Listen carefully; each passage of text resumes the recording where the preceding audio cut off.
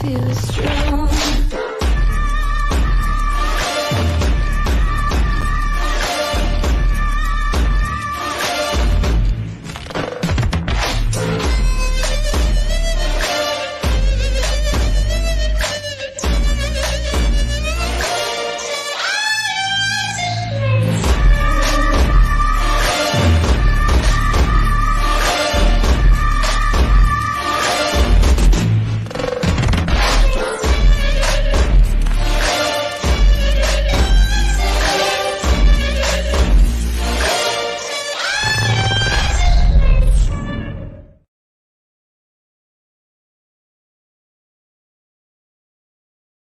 Ten, 9, 8, 7, 6, 5, 4, 3, 2, 1, 0.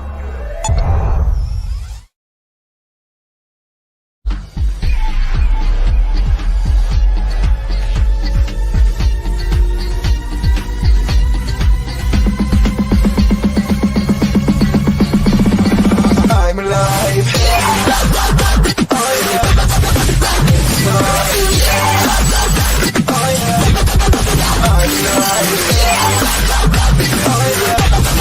Hey, come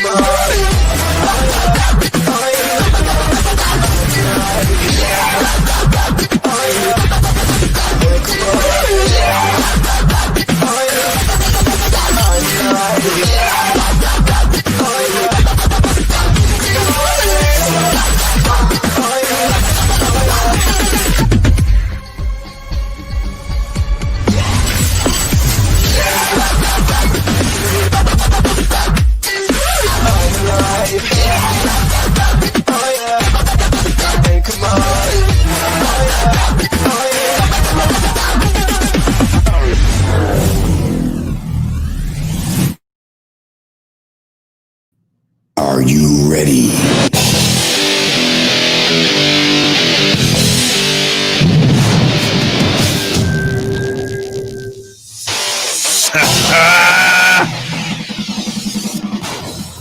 Are you ready, Bucs fans?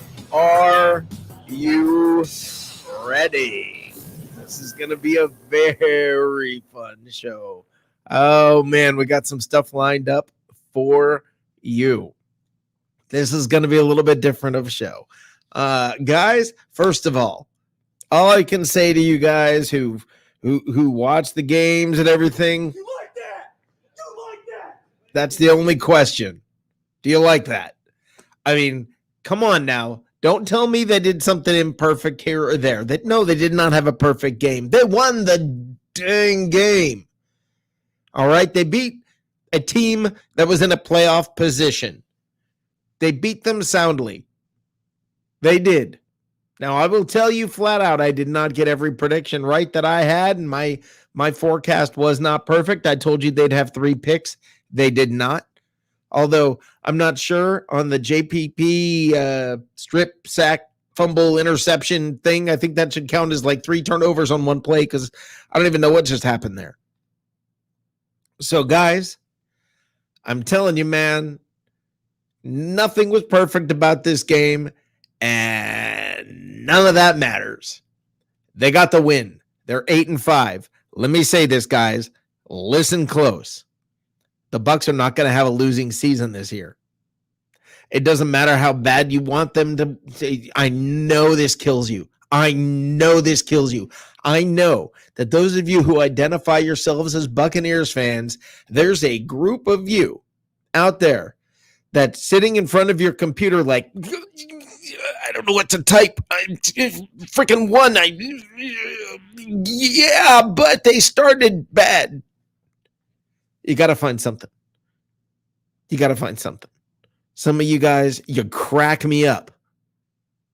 You just absolutely crack me up. Guys, this is awesome. The Buccaneers are 8-5. They have a 98% chance of going to the playoffs. 98% chance of going to the playoffs. All right, guys. if at the beginning of this year, if you could flash back, God, I wish you guys could flash back and remember where you were a year ago. I wish you could do that. Instead of comparing this to your expectations, if you could compare this to where the team was a year ago and realize the progress that's been made. This was a good game.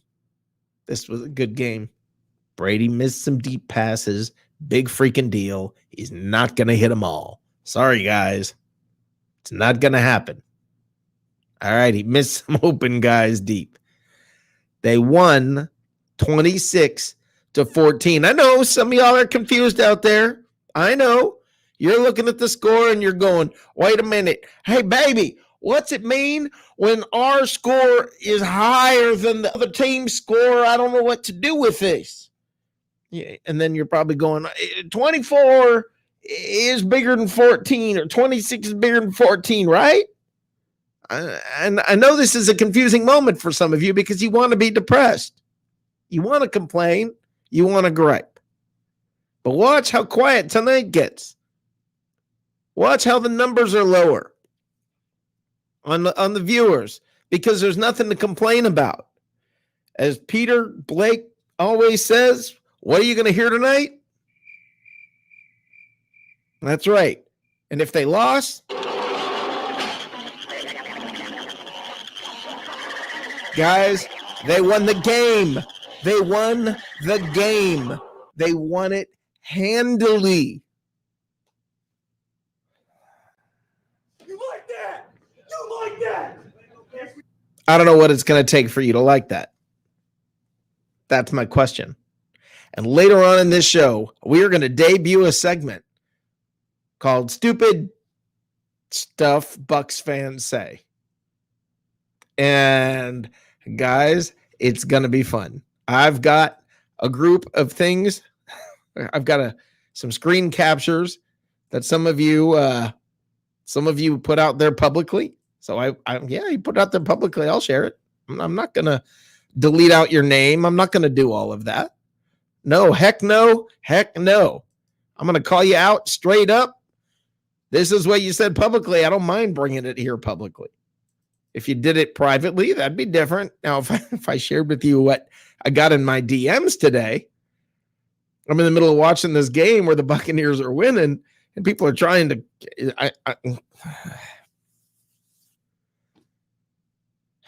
just not having a good time. And I don't understand. I mean, when you're down 6-0, you're down 6-0. Okay. You don't want to be down 6-0, but you were down 6-0. 6 freaking points. 6. You know who agrees with me on this? I can tell you somebody who agrees with me on this. It's me. I do. Jarno agrees with me on this. Oh my God. I have so much. Rick, I have been so excited for this show all week. All week, man. Okay. You were down 6-0, and I tweeted it. I tweeted at you. I go, I cannot wait to hear what people have to say about this first quarter after you guys blow them out. And it wasn't really a blowout, but you were down 6-0, and I saw people like, upset alert, this is going to happen. It's the Bucs are going to lose. They're going to lose. Rick, we knew they were going to start off slow. We happened talked about it repeatedly. We were like, watch out. They are going to start out slow.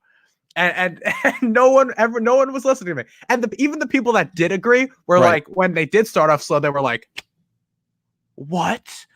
Like, I really just can't. I cannot understand it for the life of me. And let me give you an example. First thing out of Sador, you're one of my favorite people here. He writes, no 50 burger. And to be honest, the original defensive game plan left a little salty taste in my mouth. They just won 26-14. Salt brings out the flavor. Salt brings out the flavor. There you go. That's there you go. There you go. Matt Colson, how you doing, brother? I'm better now. Yeah, how you feeling out there in Oklahoma? Feeling like a winner tonight? I'm feeling like we got away with one. We're 500. Why? 500. Because it wasn't perfect? Why? No, because, Rick, they had 3 missed field goals and an extra point. You add that 9 points back, and it wasn't nearly as much of an ass whooping as You it add looked those like in the right. third So quarter. what you just said is if you Right. give them the points they didn't score, if you give them the Well, points I they said that. didn't score, hold on, Matt. If you give them the points they didn't score, they still would have lost, but not by as much. No, they wouldn't. They wouldn't have. Well, they would have lost by the final number, but the game would have been a different complexion. Correct, You know, including it's all for about- including for the Buccaneers offense. Which including for the Buccaneers offense, who was able to play differently at the end of the game because they had that much of a lead. Do you think that if that's true. right? So this is what's up. This So oh my I'm God! a happy guy, but I'm not happy with the team. I'm going to tell you, I'm glad that we're 8 and whatever. We're over 500 for the first time in God knows when, and have a positive path to the playoffs since before my kids were born. So I'm good for all that. But you're not happy with this team. No, I'm not. If you put us up against the caliber team, equal footing, neutral field, and we play the defense we played in the first quarter, this against another team that's playoff bound like Steelers or You mean hell, you, even you the mean like Cleveland Kansas Browns. City or the Rams that they stayed within 3 points of? Or do you mean the Packers that they beat the crap out of? If this defense that showed up today that gave up 75 yards before the first quarter was over with, when they're holding teams to 75 yards as a season average, they gave that much up to Cook before the damn halftime. They gave So up it wasn't a yardage. perfect game. They gave up yardage, but they didn't. He ran for a lot of yards, but he didn't do a lot of damage. Do you realize that? How many yards did he have in the second You half? realize What, that we 30? went 0-2 We Yeah. went 0-3 like 2 or 3 times in a row and never gave the defense a break. If you do that against a high caliber team in a playoff situation, we're not going to come back in the third quarter and make it look like a wash. It isn't going to. The scoreboard lies. They didn't come back in the I'm third telling quarter. you, They came back in the second quarter, first of all. Okay. It started with their second drive. Now I get it about the defense giving up long drives to start the game, but the first they one, gave Kirk Cousins 14 yards a couple of times. le- That's just dumb. I don't know what they were thinking. So, yeah, I'm happy, Rick. I'll be glad to cash my check and go down there and play, try to get a wild card ticket somewhere. I'd proudly wear my Buccaneers gear up and down the street. I'm not trying to bellyache like that. But I'm not telling you that this is the perfect team yet. I'm not saying it's the all- perfect team, but am I happy with this team? Of course I I'm am. happy with them. They're 8 and 5. You just And they're said you're gonna not be happy with satisfied. them. You just said you're not I happy said- with them. I said I'm not happy with if they. Well, you're twisting me up. I'm telling you that I'm glad that we're winning. That's great. I'm glad that we won the game. That's great. I'm glad that we're in the playoffs. Pretty much. That's great. But there's a lot of growth that needs to take place. We came out slow again, just like Joshua was saying when I switched over to the telephone. So I know that I wasn't the only one who saw things this way. I got frustrated in the first quarter. I had to turn the damn game off because I was afraid of what was about to happen. I came back to it and I was happy, but it But made me Matt, want to walk out of the room. Matt, do you And see that's what you not the just way I said? was feeling about it. But do you see what you just said? What? You got the team got down 6-0, and you got frustrated and They had were to turn down the game 6 off. on the scoreboard, but they missed 2 field goals and an extra point before we decided to score. That's not true. And if they had hit those, No, that's not true. that dude missed one from 40 some odd years. Not 40 some odd. not yards, before yards that. away. They stopped them on the first drive. The second drive, or then the Bucs got the ball, did not score, punted. Didn't do shit. Right. We So it did- was we did 0-0 after both team had a first drive. Okay. Then the Vikings got the ball again, scored 6, missed the extra point. Then the Buccaneers scored 7. Okay. So literally after both teams had 2 drives, it was 7-6. Well, it could have been 77 if they had a kicker, but Robert Aguayo. Okay. You're right. That could have been a tie game. Right? Can I? Okay. Because Yeah. there was- Go ahead, Jacob. Now, Jacob, hold on. Let Okay. Jacob go. Okay, what was the one gripe that everyone was complaining about coming into this week? Right? What was there was one? There was the main one was that you guys wouldn't run the ball for your lives. Right, You guys ran the ball into oblivion today. Right, ran the ball 26 times. Well, 20, well, if you're including Brady, yeah, but with running backs, 23 times. Okay, that's a lot more than 5 or 4 or whatever. Like, this team is going from here. We knew from here on out, from probably week 10 to whenever. It was after that Saints loss, whenever you guys lost it. We knew it was going to be a process for you guys to get back in the shape in time for the playoffs. You guys fix this as long as you guys stick to this, and now you can nitpick with this defense. But you guys have been great. You gave up to Dalvin Cook, who is arguably the best running back in the league next to Derrick Henry. You give up 75 yards in the first half because he came at you guys like a truck, and you weren't expecting it because you can game plan all you want, but as soon as they come out onto the field, it's a whole different story. Right. And then you realize what you're dealing with, and you give up 30 yards the rest of the game to him. So I really don't understand. You guys played a solid game after the first quarter, a really solid game. I'd say you guys played a really good game after the first quarter. And now people are going to complain about the first quarter. And they only scored 6 when the Buccaneers were playing so bad. Right. They only scored 6 points. Right. And it wasn't because of missed field goals, because in the first quarter, they didn't miss any field goals. And they scored 14 points. You're a great politician, Rick. God almighty. Dude, I'm telling you how it went. And marched down the field 60 yards twice. They just couldn't kick damn field goal. And what happened? Wait, hold on, Matt. What happened on that first drive? Why were they actually, they ended up punting, I believe, on the first drive, not missing a field goal. And why did that happen? Do you remember? I don't. They sacked them back out of they sacked him out of field goal range. Okay. On the first drive. Yes. Okay. Okay. I don't remember it that way, but then my brain doesn't work that well. So no. Well, what do you remember? I might be wrong. What are you remembering? I was at work watching the game. They went down the field from 25 to the 30 with very little effort, either with a scramble run. And then what happened? By a guy, and then we shut them down when they got close. Right. But they still had a chance to kick the field goal. And if it hadn't been for Suckup being on our team, if we had the kicker Matt Gay last year, it's the same story we went through last year. And we had if we had a different team. Yes. He had a square freaking foot. He couldn't kick it through. I could have kicked the damn thing straighter than what he was doing. Yes. If we had a different players, if they had different players, the game would have been different. Here's the thing, Matt. Matt, last year when Matt Gay was missing field goals, were you saying, well, we're good because we would have won without him? If we had a decent kicker, so we're good. Or were you saying we're bad because we have a bad kicker? You were saying we're bad because we have a bad kicker. And now when it's the other team that's bad and we beat them, you're going, well, we're bad because they have a bad kicker?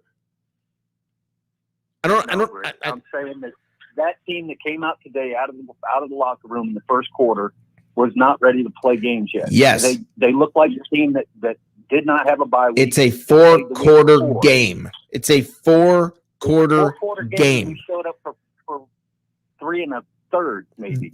Okay. The point is, all I'm saying is, if we were playing that kind of way against a team such as Kansas City again, or whatever, we're not going to come back from 6 points down. We're going to be coming back from 18 and 20 points down, because if they had a decent offense that could go, Jacob. I mean, they're in first place, or they're up in their playoff position because of the division they're in. The Chiefs didn't show up for the first quarter or half of their game today. Like not every team shows up for all. I can't think of a team that shows up for all 4 quarters of their game. Detroit was tied with Green Bay was tied with Detroit now. It's like when you date some chick, and every time you call her, she says we'll go out, and then she's a half hour late. Every time, you know she's going to be freaking late. So you don't expect anything else. Now you get somebody new in there, and you say, well, we'll be on time. We'll make it to the show or whatever. We don't have to worry about being tardy because it's somebody who's got a different track record. Right now, for 3 weeks, 4 weeks, and an off week, we've come out so slow that we put ourselves in jeopardy. Listen, that's what my complaint is. But understand. We're 85. I hope we go to the Super Bowl. I hope we win it by 15, 20, 30 points. I don't wish ill will on things. No, I don't think you do at all, Matt. I'm not putting you in that category. I don't think you do at all. Problems that I think could be addressed. But sure. with the caliber of players that we have on this team, on both sides of the ball, with the experience that's there, and the coaching that we have on defense, especially, I think Todd Bowles is one of the best defensive coaches in the league. He is. And we've got everything we need, and we come out and they were bragging about how the Buccaneers stopped the run, even without Vita Vea. They don't have him, and they've managed to come back, and it's been great. They've been able to come third in the league or whatever at 74 point some odd yards per game average. Yep. And then Devin Cook comes out, and then Kirk Cousins comes out. Between the two of them, they're almost at 85 yards before I turned it off. But I what? was glad when I turned it back on that it was better, but Matt, no, I get it. But here's the thing: you're mad because Dalvin Cook ran well. I mean, do you realize he runs well against good teams? Do you realize I do. Dalvin Cook doing good running the ball is not a reflection of the Bucs defense being bad necessarily. It just might be that Dalvin Cook is a really good running back. Okay. He came into the game with a twisted ankle and he was stumbling half the time. So he wasn't in perfect shape.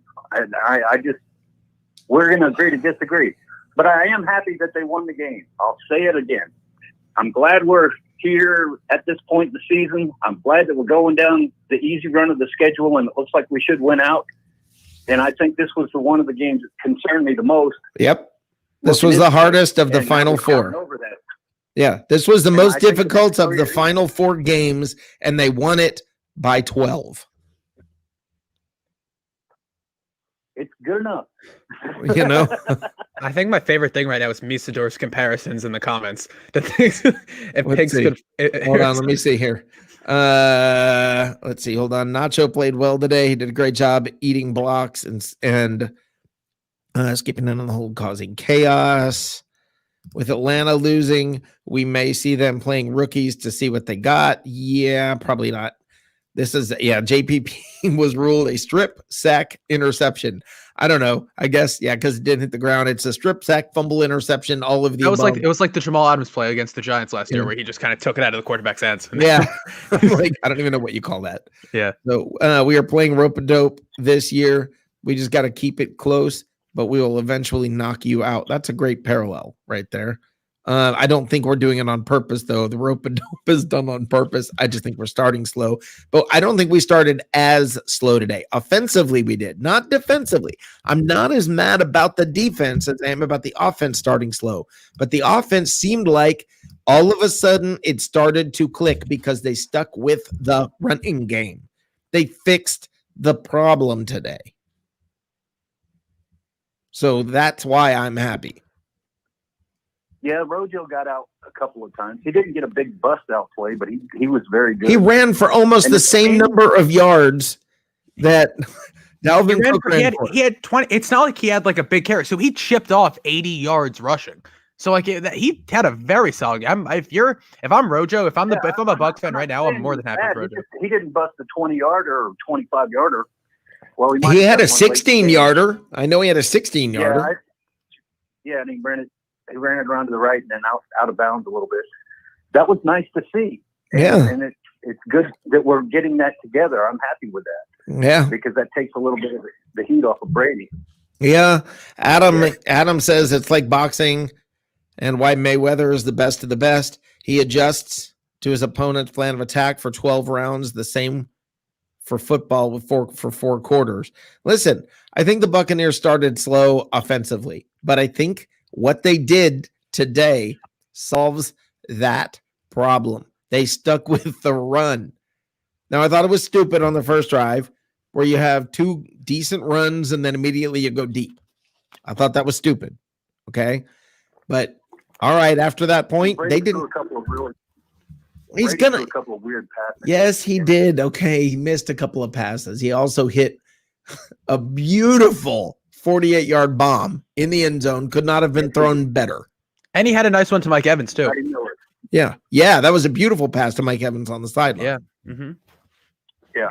So that was too. Yeah. And do you realize he's over 3,000 yards, man? He's over 3,000 yards. He already has the second most yardage of any quarterback in Buccaneer history. You know, that's kind of amazing when you think about it, because when we had all those records being set by Jameis, everybody's talking about he throws 5,000 yards and all that crap. Yeah. Brady's winning and setting records. Yeah. I'd much rather have that. Well, that's exactly. Thank you, Matt. Thank you. That's exactly what I'm trying to say. Look, do you realize it's a fact that Jameis Winston is leading the league in interceptions over the last 2 years, and he hasn't played this year? That's my favorite stat in the league right now. I think that's my favorite thing. Now, really, seriously, think about, do you want him on this team? I mean, I see why he's not playing, right? I see why that guy's not, why he's a third string player now. Anybody who has doubts, look at what Brady is doing. He's got 11 picks. Remember, last year we had 30. And this is his first year in the Arians offense. Remember how everybody says you throw a lot more picks in the first year under Arians? That's the story. Yeah. Yeah, well, he's thrown 11. That's not a ton. The narrative remains true with Tom Brady, and guess what? He's winning games. So if he's doing it and winning, he could throw it. Okay. I think that he's going. All right, you're going to have Brady pass this year, right? He'll be your quarterback next year. Yeah. I promise you he's going to throw half the interceptions that he throws this year next year. Right. I guarantee you of that. Right. Can you imagine what that's going to mean next year? Yeah. And it'll be the same. Camp. It's going to be a constant loop of it's the same thing over and over again, where it's people are going to say 10-6, 11-5, and then you're going to be in that situation and people are going to be disappointed. Can you imagine if Brady has training camp with these guys next year? I mean, so half of them are not going to re-sign. They only got Anthony Brown on a 1 year. And Antonio Brown. Listen, they're going to lose some people, but some people are still going to want to play here and are going to play for less than they have to, because they want to play with Brady and they want to play with this team. It's and you're going to see the breakout year from Tyler Johnson next year too. Yeah. So yeah, you're going to lose people. New England lost people all the time, didn't they? And they just reloaded, and that's what you're going to see from this team. Except when they lost Tom Brady. Yeah, they didn't exactly reload when Brady left. No, that didn't work out so well. That's not fair to say. Half the New England Patriots veterans opted out on the COVID thing. Yeah, I mean, why'd that happen? Tell me something from the bottom of your heart, Matt. If Brady was there, would they have opted out? No, probably not. No more than we had people opt out. How many of ours have opted out here in Tampa? 0. I don't know of them. 0. I didn't think so. Yep. But I mean, it's a twofold thing. Brady's gone, and Belichick's a son of a bitch to play for. Yeah. I can get a pass for 1 year and let my body rest. Yeah, I love this comment. I love this comment by Tim Weatherspoon. Next year's training camp started this September. Love that comment. I love that comment. Well, okay, guys. I'm going to bring Harry. He's the one that had a kid or something, right? And that was the reason he opted out. Or he had an elderly kid or something. Yep. Yeah, there was somebody from training camp opted out. That was it. I mean, somebody from practice squad opted out. That was all. Well, that doesn't count. Right. All right, man. I'm going to run, Matt. I'm going to run. Yeah, use another call. Okay? It's going to be an interesting show. It's going to be interesting. Remember, stupid crap Bucs fans say is coming up. I got screen captures. I got screen captures with I'm looking forward to this one. All right. All right. All right. Going, man. See you. Guys have fun. Bye. Okay. Let's bring Harry the Greek in. How you doing, brother? Pretty good, guys. How you all doing tonight? Doing great. Doing great. Well. So, Harry, tell me what you think, brother. What do I think? Yeah. I think it was a really big win for the Tampa Bay Buccaneers today.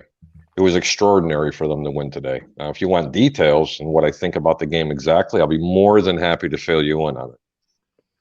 It's hard to like, you can only really nitpick this game. There was not a major thing that they did poorly, right? There was nothing. I mean, stopping the run in the first quarter, you adjusted. If it was stopping the run in the fourth quarter, then we could have that conversation. That would be a problem. Then that would be a problem. You guys adjusted really well, really, really well.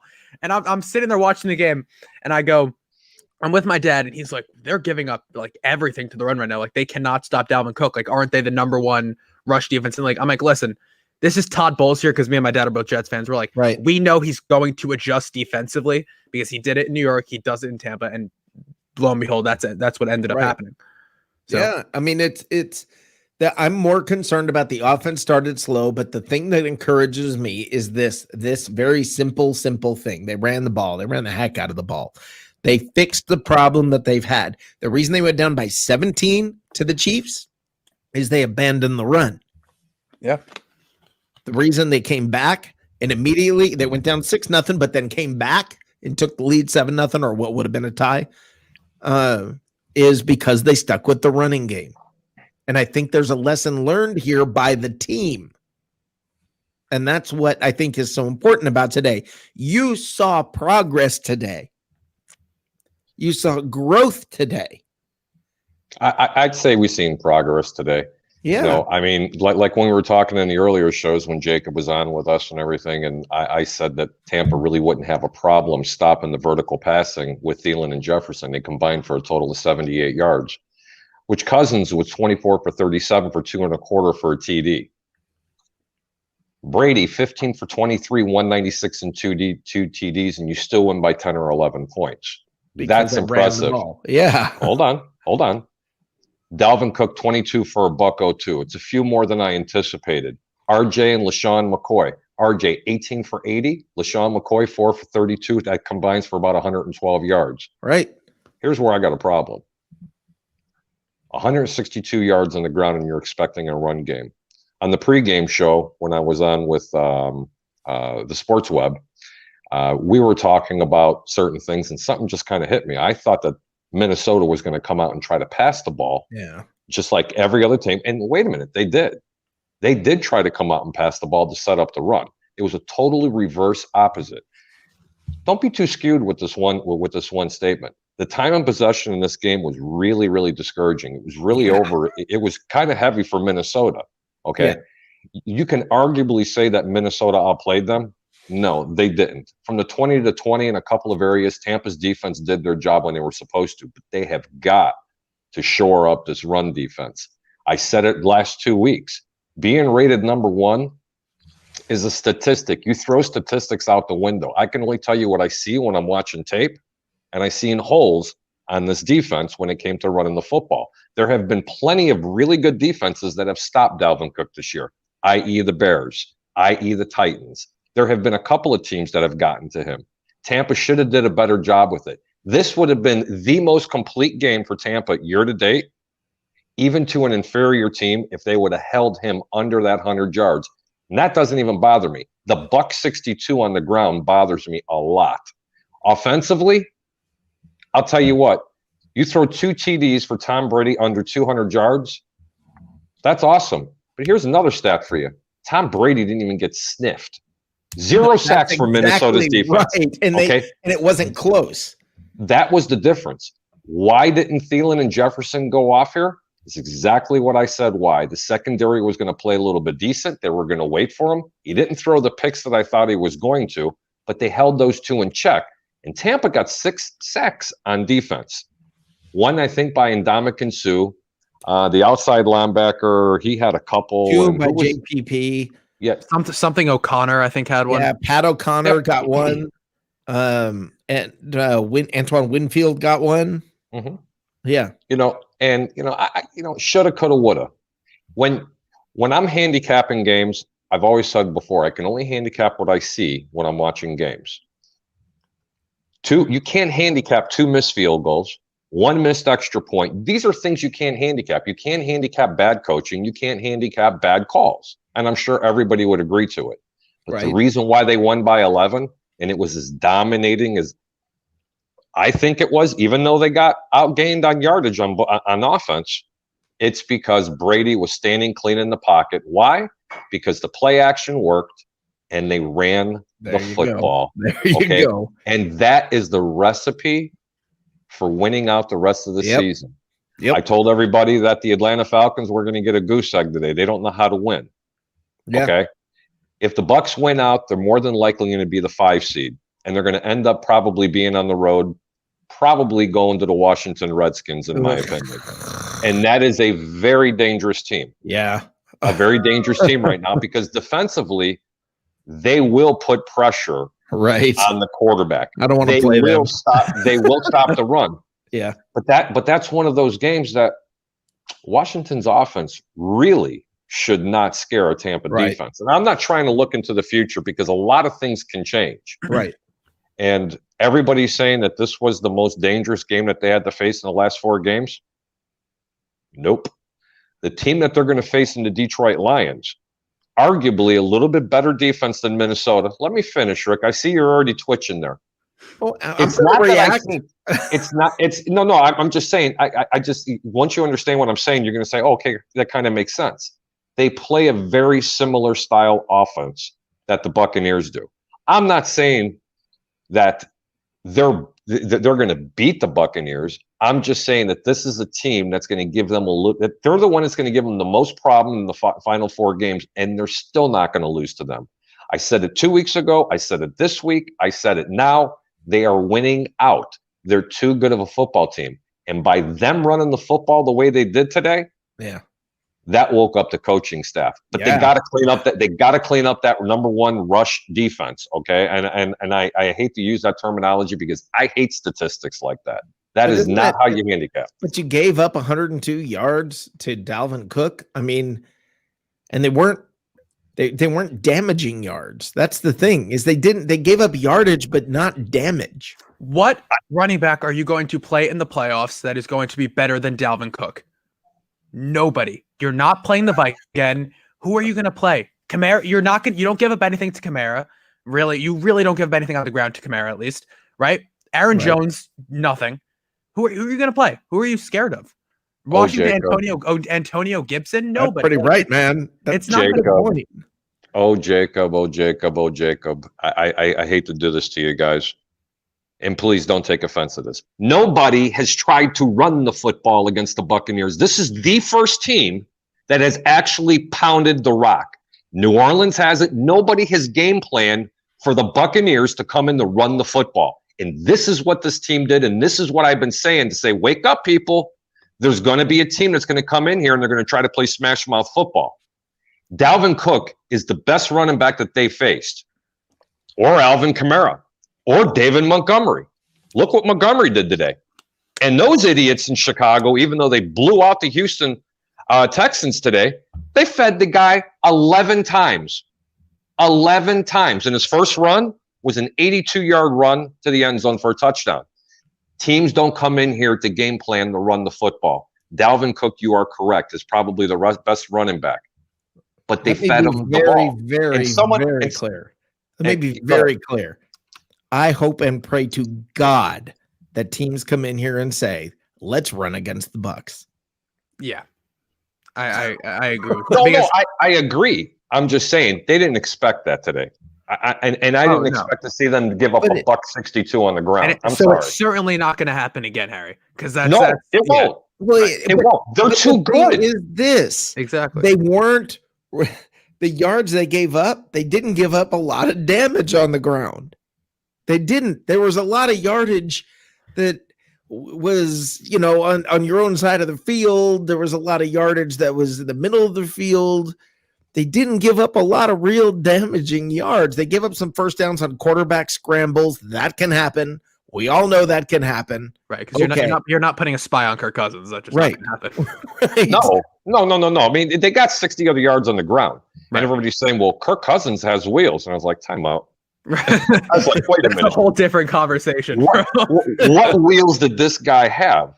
The only reason, there were 3 plays that he took off and ran the ball. They were not designs, guys. They were strictly because the secondary did their job and they had everybody blanketed, and the rush was finally getting to him that he had to take off for his life. Right. Okay. The only thing I'm saying, $162 is too much. They won't give up $162 for the rest of this year. Oh, no. I'm gonna go out on a limb and say the next 2 games they don't even get $150 put on them. Okay. Total. Right. Okay. This defense is for real. but someone smacked them in the mouth a little bit today, and Tampa wasn't expecting it for some reason. I think the defense came out slow today. I really do. Minnesota threw everything they had at them in that first quarter, and I started laughing at the scoreboard going, 6-0. What, are you kidding me? Then it's downhill from there. Oh, and by the way, that game covered and the under. See, what I think they did, I think what the Bucs did is say, hey guys, we've been covering the run really, really well. We've been having problems with passing over the middle. I think they sacrificed a little bit of the run coverage. Okay. Because Did you notice they didn't blitz as much either, guys? Right, because they were dropping people to the middle of the field so you couldn't run the slants. Right. That have been killing them. And that's, I mean, I think what they did on defense was fantastic today. Yes, people are going to say that what they did, they gave up. It's the whole thing. Right. You get, it's 102 yards on the ground to Dalvin Cook. Okay. How many yards are you giving up to these receivers? Because any single game that the Vikings have won, Dalvin Cook is not going to single-handedly win you most football games. It was never going to happen. Right, Dalvin Cook wasn't going to come out here. He could have rushed. I was saying he could have rushed for 140 yards. He wasn't going to single-handedly beat this team. You have to stop the receivers from doing what they can do because we know they're very talented, and they did. And look, you held the Vikings to 14 points, and you won the game. That was less points than we had expected coming in. We all had them scoring 17, and they even went under that. Tim Witherspoon needs to be like, Tim, you need to comment more. Tim says, we still held Dalvin Cook to about 80% of his normal production, and the Vikings played as hard as they could. Right. I agree. So to sit there and say, oh no, the run coverage, and when they held him to 80% of his norm, it's so hard for me to look at this and go, oh no. His one touchdown run, 14 points. His one touchdown run was like, it wasn't a big chunk play. It was like at the goal line. It was not. Listen, I'm not like the caller when Matt called you, okay? Uh-huh. I see the game in a different light. Sure. And you guys have to remember it's through the eyes of a handicapper. Trust me when I say this. This defense will clean this up. It's not as bad as I made it try to sound. I just said it was a little bit of a concern because teams have seen this. There was quite a few missed tackles, and they've been having that problem now for 2 or 3 weeks, but not as bad as it has been in the past. Believe me when I tell you, Tampa's defense, they're not happy with the way they played in this game, okay?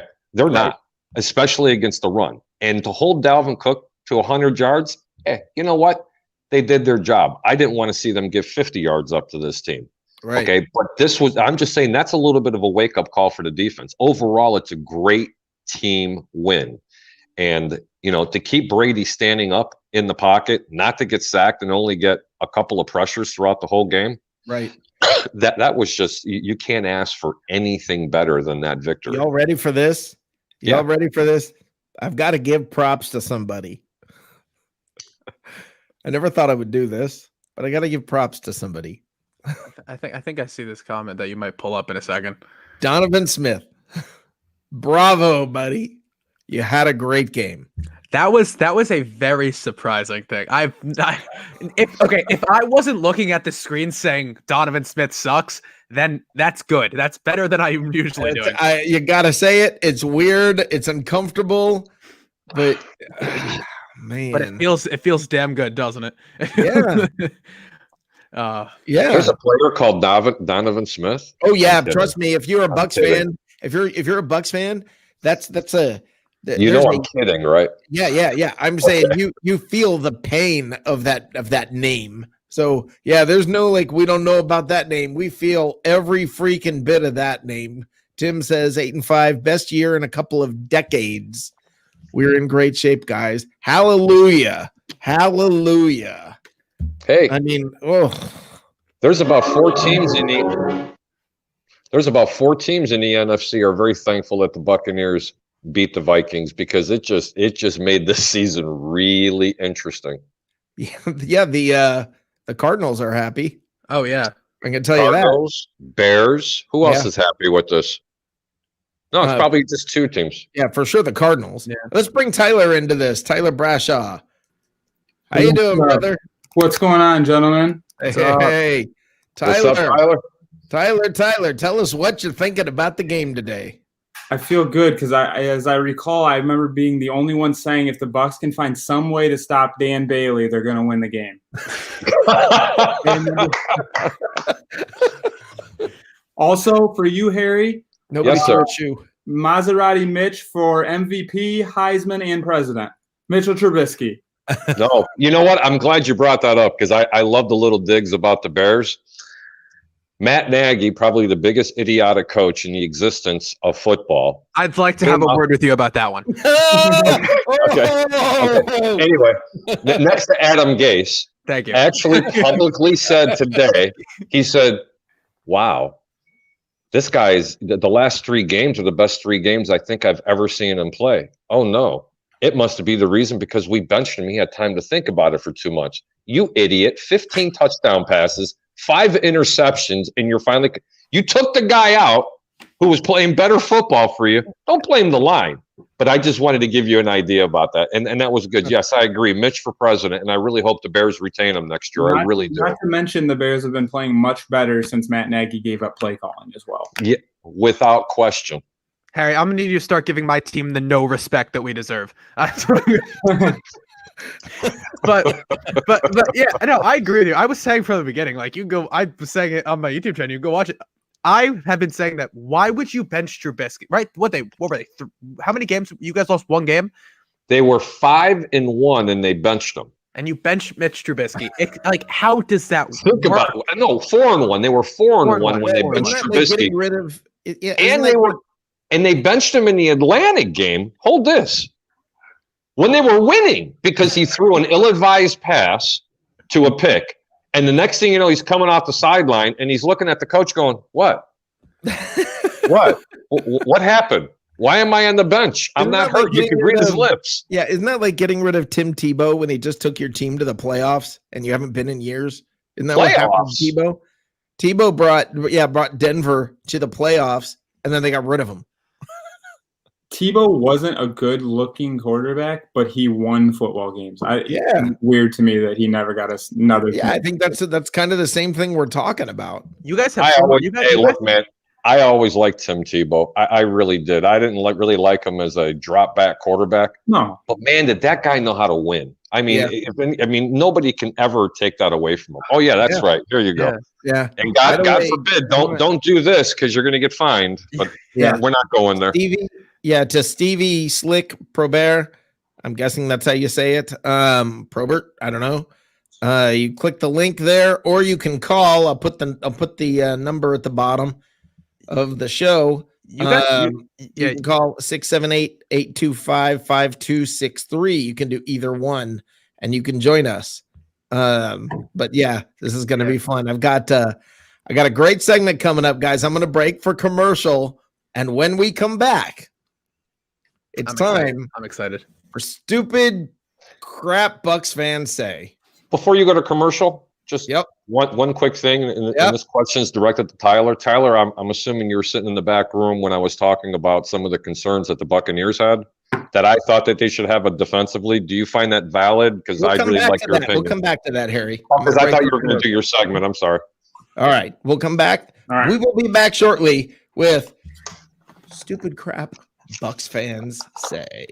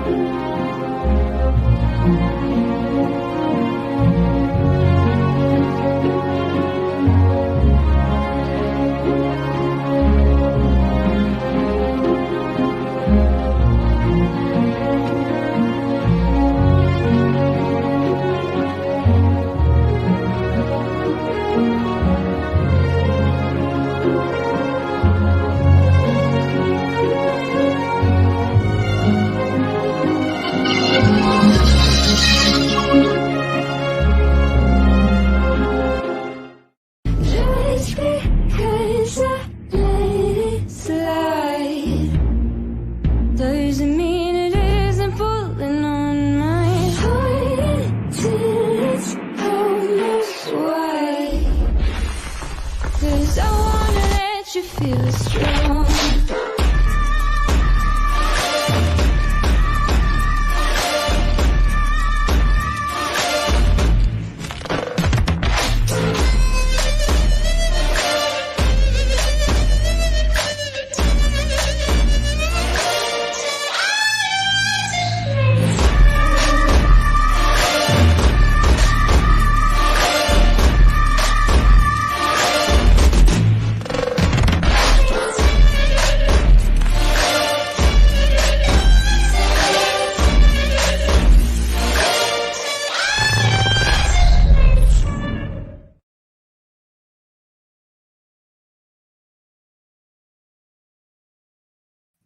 All right, guys, welcome back, and it is time for stupid crap Bucs fans say. Now, guys, this is a whole lot of fun. Here's the deal. Every single one of us up here says some stupid stuff from time to time, and so do you guys on Facebook. And the fun part of it is I've done some screen caps. So be ready for the first ever edition of Stupid Bucs fans say. All right, guys, we're going to go through this one by one. I'm going to go through several. God, I hope you have one of my tweets up there. No, I don't have one of your tweets. Here we go. Number 1, BA, you're complete garbage as head coach. Byron sucks with play calls. Our secondary is atrocious. If you were to go off what Seth said right there, you would think the Bucs have 3 wins. You would think they're the Jets. Right. Or the Bears. It's just amazing to me that this is and what's funny, guys, is you got to see my inbox. Now, I'm nice enough to not put the inbox stuff up here because that's at least it's said in private. This is stuff being said publicly. The Bucs owners are probably the worst out of the 32 teams, and people think this Brady signing was to help the team. No, this was to help them further line their pockets. I love Brady, but he has helped the team tremendously, but they saw dollar signs, and they knew they could squeeze some money out of Brady before he retires in 2 years, and they accomplished just Good take. I agree with one thing that person posted. Of course they brought Brady in to line their pockets. They also brought him in to win football games. Right. What's the guy, nuts? Put that up there again. I want to follow that guy. The worst owners. I'm sorry. That's what's so funny. We got Jacob on here. Go ahead, buddy. Christopher Johnson would love to have a word with you, Les. Oh my God. Are you kidding me? You guys have so much to talk about with your team. We lost to Geno Smith today. Are you 40-3? 40-3. 40-3. Let's make sure we get that in there. Oh.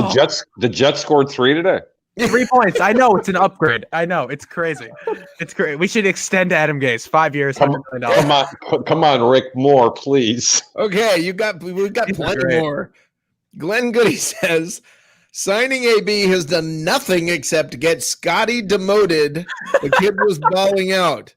Now, he said this, of course, right before game time when Tom Brady threw a 48-yard beautiful touchdown pass to Scotty Miller in the end zone.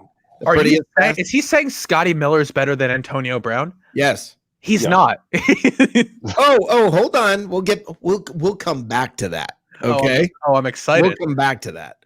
Here you go. Scotty Miller is the best wide receiver on the team. Okay. Better than Mike Evans, Chris Godwin, and who are they? Who are those players? Everybody knows Scotty Miller. He's the best receiver on the team. Okay. Next up, we have Nick Mullins should be a Buccaneer. Now, what? As a quarterback coach? The water boy? No, you meant the water boy. How random. It's just random. You ready? Hang on. Nick, hold on. Nick, can you bring me a beer? Oh, shoot. You can't see because, hold on, let me turn the banner off. Hold on. Why Antonio Brown has made the offense worse. Was this after the article after the Saints game? USA Today? Oh, no, but those are most of those are beat writers just trying to get a title for money. That's like apparently. Yeah, no. This was also when was this? When was this? A couple of days ago. Okay, Well, just consider the media source there first off. Okay. Yeah. Now you ready for this one? Oh, I'm excited. Well, I'm going to come back to that because that I think is my favorite. Hold on, here we go. Okay. We got to do this every week. We are cursed. That is all. So stop speculating. And I love this. Except fact. You're cursed. Except no, I like the except facts. Yeah. Right. Except. At least if you're going to try to make an intelligent point, spell. Okay, ready? Say it. But I kind of want Winston back. Oh my God, that's that. No, seriously, I'm writing this down. Was this a Twitter? Because this is hilarious. No, this is all Facebook. Oh God. Oh, No, I can't do it. No. Okay. I don't. You ready? Here's one. Is he talking about a pack of cigarettes? Maybe. Number 9 out of 10. Number 9 out of 10. Oh no. Do you guys think we should go after Carson Wentz next year? With Wentz, we could be a dynasty. Don't forget that they can get Nick Foles back too. It's too hard. One thing. Stupid Bucs fans say. I'm sorry, but that is about as stupid as it gets. But I said about. I'm crying here. They seem to be discussed. No offense, but I'd like to see him come to Tampa and bench Brady. He's still young. Brady isn't. That's the classic. That's the number 1. Stupid Bucs fans say. Wow. What? I'm crying. Guys, can we get more segments of these? Hold on. Please. So I think I might need to go take. Never mind. Now, guys, if I want you to understand, though, think of what my inbox looks like. No. Okay, because people write to me wanting to have an intelligent conversation about this stuff. So these people are actually your friends. No, I mean, I follow them, but I mean, other people, not necessarily these people, but other folks write to me and they say stuff that is, I mean, you guys wouldn't believe the things that people write to me. I mean, it's Jacob, please tell Rick what I'm thinking right now, okay? Tell Rick what I'm thinking. I'm not sure he knows. I can tell you what I'm thinking. I'm thinking I want these people on the show. Get them on. Well, that's part of why. Now understand. You have to understand part of the thinking here. That's why I'm not erasing the names. Okay, because if you are one of these people, call up and I'll give you the platform. I'll step out of the way. I will let you go full screen. I'll even keep my mouth shut. I know nobody could believe that, but I'll be actually quiet. I will give him full screen. Rick, I got a DM, and can I read this? Because this was from before the season started, and this is maybe my favorite thing I've ever been sent. Yeah. Okay. I was on Twitter, and it was a DM that I got, and it was after I did my interview with Greg Allman. And I go, and here's it's a decently long one, so I'll try and go through. Jacob, I watched your podcast with Greg. All these sports writers today are just PR guys for the teams. None of them have an edge or any insight. In a nutshell, the Tampa over-under of 9.5 in under. Take it is the under. Take it to the bank. The Super Bowl question was humorous. The only way Tampa wins 4 games is if Gabbert gets in by November. I'm from Boston, a lifelong Patriots fan. I go to the game. I've watched every step that Brady's taken in his career. The guy's a complete fraud. The Patriots were the best team, coached better. Pat's offensive system only requires high school talent. That's why when Brady was replaced by 3 quarterbacks who never played a game in the NFL, they were 14-6. One of them last started in high school. One started with a broken thumb, or is 15-5. Brady's the biggest stiff quarterback in NFL postseason history. With 6 rings. Can you get him on the show, please? And I said, at the end of the day, Tom Brady has 6 rings and is definitely one of the best quarterbacks of all time, if not the best. And he said, Oh, and I also said so. He also mentioned something about Gronk, and he said on Gronk, he don't even want him. He don't even want to football again. He's had too many injuries. If not for COVID-19, he probably doesn't come back. His thinking was no training camp preseason and possibly season. His Tampa signing created publicity. Nobody was interested in him. The clown act gets old. 6 rings, 19 years of having to win one competitive game. Brady was outplayed by virtually every quarterback he came against. I got into a whole conversation with him, and I for the sake of the rest of your brain cells, I will not read the rest. Yeah, it's fun. Why?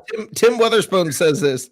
I'm totally surprised there weren't any comments from Scott Kaufman. He's an admin on a Bucs site on Facebook. You'd have to, you know what, Tim? Send them to me. And this is what I want from you guys. When you see this stuff, I want you to send it to me. Okay? Because every week, every Sunday night, we're going to have a new episode of... Please. Stupid Bucs fans say. Of that. I can't begin to tell you how much I love that. Rick, bless you. This is my favorite I love segment. the cat. This is my favorite segment. One of my favorite segment that I've ever seen in my life. What, Tyler? We need to figure out how to get one of them to call in. If you have something stupid to say, please call. Yeah. No, but seriously, everybody out there listening, when you see this stuff, I'm going to put. I will go to my Facebook page. I actually want to hear their thinking on this. Like, I want to know what goes through their mind. I got to get it. Now, we got Stevie Slick here. Stevie, I'm going to bring Stevie on here. How you doing, Stevie? I'm all right, guys. How's it going? Doing great. Okay, you want to contribute here? You got something to say about the game? Yeah, to be honest, I'm a DB coach myself, so I always kind of feel a little bit harsh when I see people kind of really slating our DBs. I mean, they haven't been amazing, but some people don't realize who they're up against. They've been up against some good guys. Right. It's not like they're going up against some slouches. You know, Robert Woods isn't a terrible wide receiver. It's not like they're going up against the Jets every week. They're going against some good guys. You know, so it is what it is. You know, sometimes you're going to give it some, and I think sometimes the scheme, some of the play calls haven't helped. But you know, sometimes when I watch this team, I hear the word from Bucs fans a lot: soft ass zone coverage. If you're not a zone coverage team, you're not going to be very good at zone coverage. It's as simple as that. Right. If you're a 5 zone coverage team, that's great. It works for you. But if you're a man coverage team, you probably want to play to your strengths. And a lot of people have been scratching their heads of why Todd Bowles doing this, but there's things you can do with zone coverage that you can't do with man coverage. You can limit the plays. So I find it really frustrating as a DB coach myself, just to see some of I mean, Paul. I got to say this: you don't sound like a typical DB coach. No. Where are you a DB coach at? I'm a DB coach out in England for a team called the Worcestershire Black Knights. Oh, cool. Okay, that's an awesome name.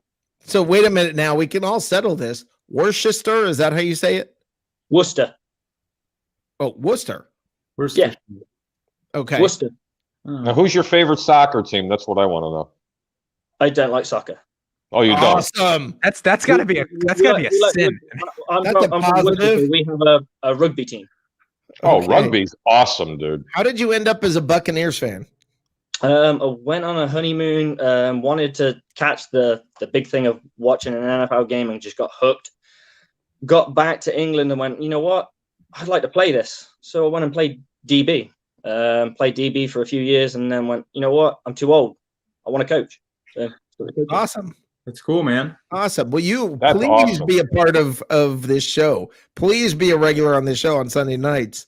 Yeah, if you would like to be a regular contributor, we'll bring you on here every week for a little bit of conversation where you go over what you saw from the DBs in the game and what you think going on.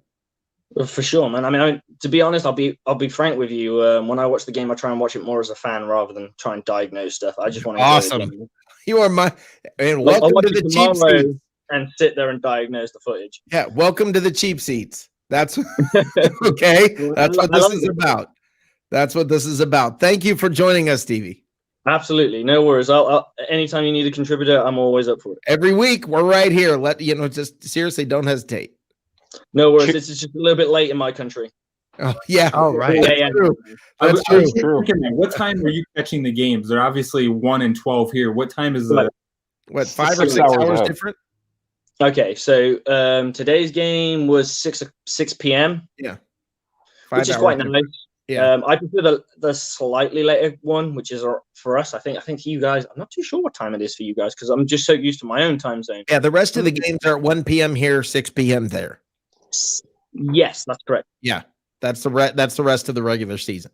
Yeah, pretty much. Well, I like it when we kind of play that next slot. Like because right. I can put the kids to bed. I can sit back. I'm not going to help my wife make dinner or anything. I can sit back and enjoy the game. Okay. Those Monday night games got to be rough for you. Yeah, he didn't see those. Oh man, you don't know. I had to do school run. I had to do school run the next day, and you guys kick off on the primetime games at like 1:30 in the morning. Right. Oh wow. I'd be recording. I would just be bed. recording and watch it the next morning. Yeah. Yeah. It's good fun, but it's rough. It's rough, but it's fun. Stevie, thank you for joining. Seriously, you are not part of stupid Bucs fans say. You know what? I know one of those stupid comments. I've seen said comment, I believe.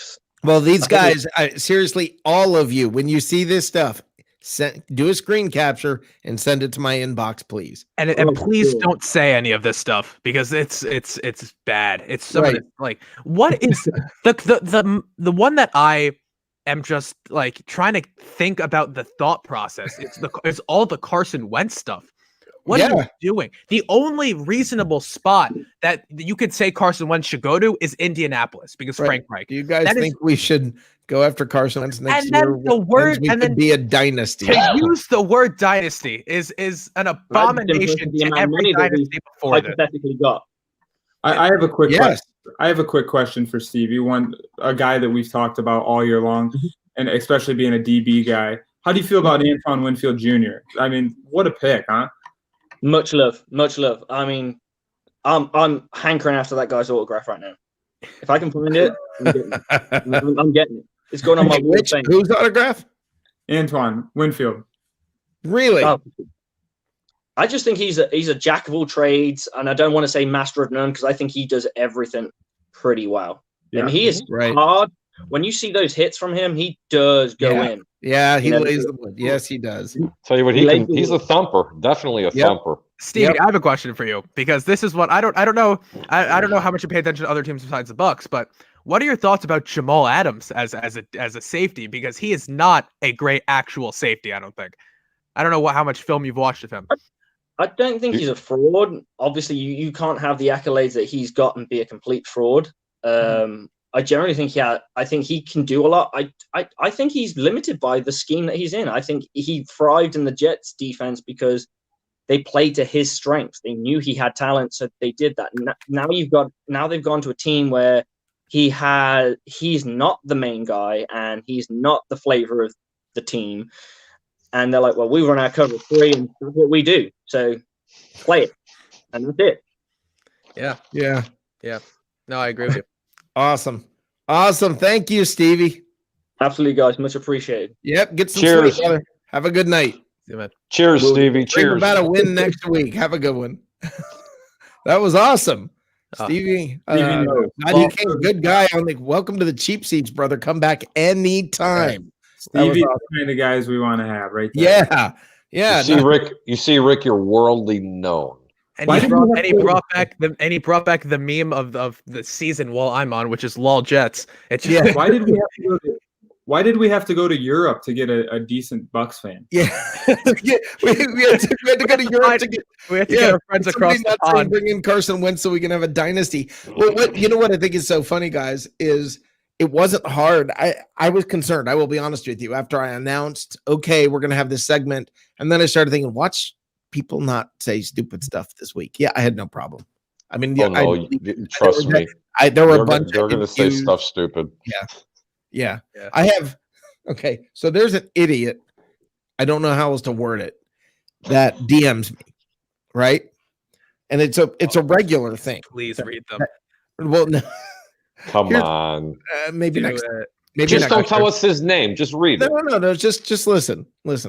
I get this DM, and all he does, the only message in the DM is, "Tell me you're thinking what I'm thinking," and I replied with, "What are you thinking?"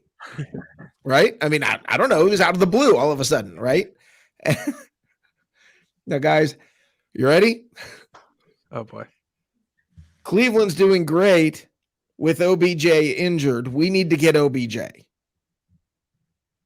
What? What are you going to do with Odell Beckham Jr.? He goes on to tell me about, listen, you see how bad Tom Brady is struggling. Tom Brady is fighting with this whole thing. This offense is not that good. This is, this team really, honestly, it's a disappointment. Brady can't seem to connect with these guys. We need to bring in OBJ. And he kept going. And I'm telling the guy, stop, man. And he's just so down on the team. And then he'll say something. Excuse me. He'll say something like, oh, man. Yeah. Okay. So, yeah, they've got more wins than last year, but they should be so much better. And they would be with OBJ. And I don't know. I'm sorry, but this guy's got a picture of OBJ over his bed hanging on the ceiling. I don't want to know what he's doing as he's looking at it, because go ahead. Okay. Jacob. Okay. Odell, I'm going to say this once, and okay. Odell Beckham Jr. is one of the most overrated wide receivers I have ever seen in my entire life. I agree. Okay. He had one or two good seasons in New York, and nobody would know his name if it weren't for that catch. Yeah. I think the catch. The catch. He's extremely flashy when he makes catches, but he's not that good of a wide receiver. Right. I honestly think that Odell is an extraordinary wide receiver. However, I don't think he's a very good team player. So that takes it down about 50 notches. I don't care about one's ability, because there's no I in team. And I'm sure everybody on this panel can agree to that. Right. And here's the case and testament for it. Look where Cleveland's at right now, and he hasn't been playing. But I'll tell you what, if he could ever humble himself, honestly, and not put himself ahead of the team, I think he could be pretty beneficial. And I could say that about a lot of players in the National Football League, and one in particular for the Tampa Bay Buccaneers, but don't want to put them on the same category, because I don't like being indicting like that. Well, I have an honest question about the Buccaneers receivers. And this is, I'm being honest, guys, and I know everybody's, I'm not complaining about the wide receivers. Okay. It's an honest question. Do the Buccaneers have a problem with wide receivers that can't run routes, that are not good route runners? I mean, is this something that the Bucs are struggling with? And that's where the challenge is with Brady. They may be great receivers, but are they not good route runners? Because that's what Brady needs. I don't think Mike Evans has ever been that good of a route runner. He's just so big and physical that it always worked for him. He's kind of who I was thinking of. He's never been a good route runner, but a lot of guys his size aren't good route runners. Right. For a while, you'll find a guy like Kelvin Johnson who could do it. I was about to say that. Yeah. It's very rare. But you look at guys like Randy Moss, he just blew by you. A fly. He had one route to run, the fly pattern. That was it. The fly. No, I agree with you, Tyler. I agree with you 100% on that. But I don't think Tom Brady really struggled with this offense because of the lack of route running. I think it was just the lack. Not hitting the receivers at times. I think it was from the lack of running the football is where that came from. Okay. That's just my opinion. I think Chris Godwin's a pretty good route runner. I think Godwin is probably the best route runner on the team. Yes. I think Scotty Miller can run some decent routes. That guy, Scotty Miller can really run on the team, man. What are you talking about? That's right. Don't forget, he's the best receiver on the team. And I'm gonna say that I'll say this right now, because you guys, I know, I understand that this is the season to look at right now. You guys are going to see, and I want you to clip this and then put it back on when I'm on the show next season. Okay. Tyler Johnson is going Hold on. Okay. Okay. Go ahead. Tyler Johnson is going to be an absolute stud of a wide receiver for you if you let Chris Godwin go, because I feel like they do a very similar thing. Tyler Johnson is going to fill Chris Godwin's role like Justin Jefferson fills Stephon Diggs' role in the Vikings. Exactly the same. That's 100% true. Tyler Johnson at Minnesota was an excellent wide receiver. He was excellent in the Big Ten, and we know what kind of football the Big Ten produces. He is a really good wide receiver just waiting for his chance. The only thing is they're going to franchise tag Chris Godwin. So he doesn't drop anything. You really think they're going to franchise tag him? You honestly believe that? Because I think they were just going to let him go because of the fact that they don't want to pay a receiver that kind of money, especially when they're stacked up. As stacked as they are, I don't know, man. I listen, I really like Chris Godwin, and you guys would know this better than I would, but why spend all that money for him when you have those other receivers? Just for 1 year? You got one more year with Brady. Tom Brady. You bring him back for another year with Tom Brady because they're not going to pay Antonio Brown. That's not going to happen. And also a problem with that, I think a problem is that, like, you know, if you get rid of both Antonio Brown and Chris Godwin, then you're really stuck with Mike Evans as your wide receiver one. And while he's not bad, like we said, he's not a great route runner. And I don't think that Mike Evans, and I don't know if this is an unpopular opinion, but I don't think Mike Evans can serve that wide receiver one role as efficiently as a lot of people think he can. Especially with Brady there, just because it doesn't seem like they connect in the red zone, but like they don't have that connection everywhere else. There was today they did. But in general, why not pay the guy then? Why not pay the guy? Because he's expecting number one wide. Well, wait a minute. Because he's going to expect wide receiver one money. Correct me if I'm wrong. I don't think he's a number one. I think that's a totally different role. I think if he was put in the number one wide receiver role, he wouldn't really flourish as much. I think he's an extraordinary wide receiver, but WR1, I don't know about that. Flourish in that role. Look at what he's done when Evans has been out. I think there's no reason for me to think that. Do you? Yeah, I'm probably wrong on that then, but I'm just saying. I mean, if he wants to be cohesive and again try to put the team first, you're going to make millions of dollars. So what? You take an extra $1 million less in a year, but you sign a longer contract. I don't see any reason why the Bucs cannot retain him. I think on this team right now we have three guys that are wide receiver ones: Chris Godwin, Antonio Brown, and Mike Evans. But I just don't see him letting Chris Godwin walk without franchise tagging him because we have Tom Brady for another year. They're going to bring him back for another year. Antonio Brown's probably not going to be on the football team next year unless he signs some 1 year crazy. We don't know if he's even going to be in football next year. Well, that's true. His court stuff. Yeah, and then I don't think he's broken enough cameras.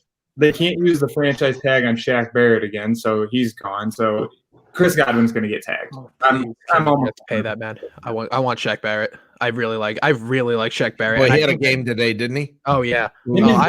Pierre Paul are just monsters on that. Oh, he's the reason I want Shaq Barrett too, because first of all, Jets haven't had a good edge rusher, and I couldn't even tell you how long. It was before I was born. I could tell you that.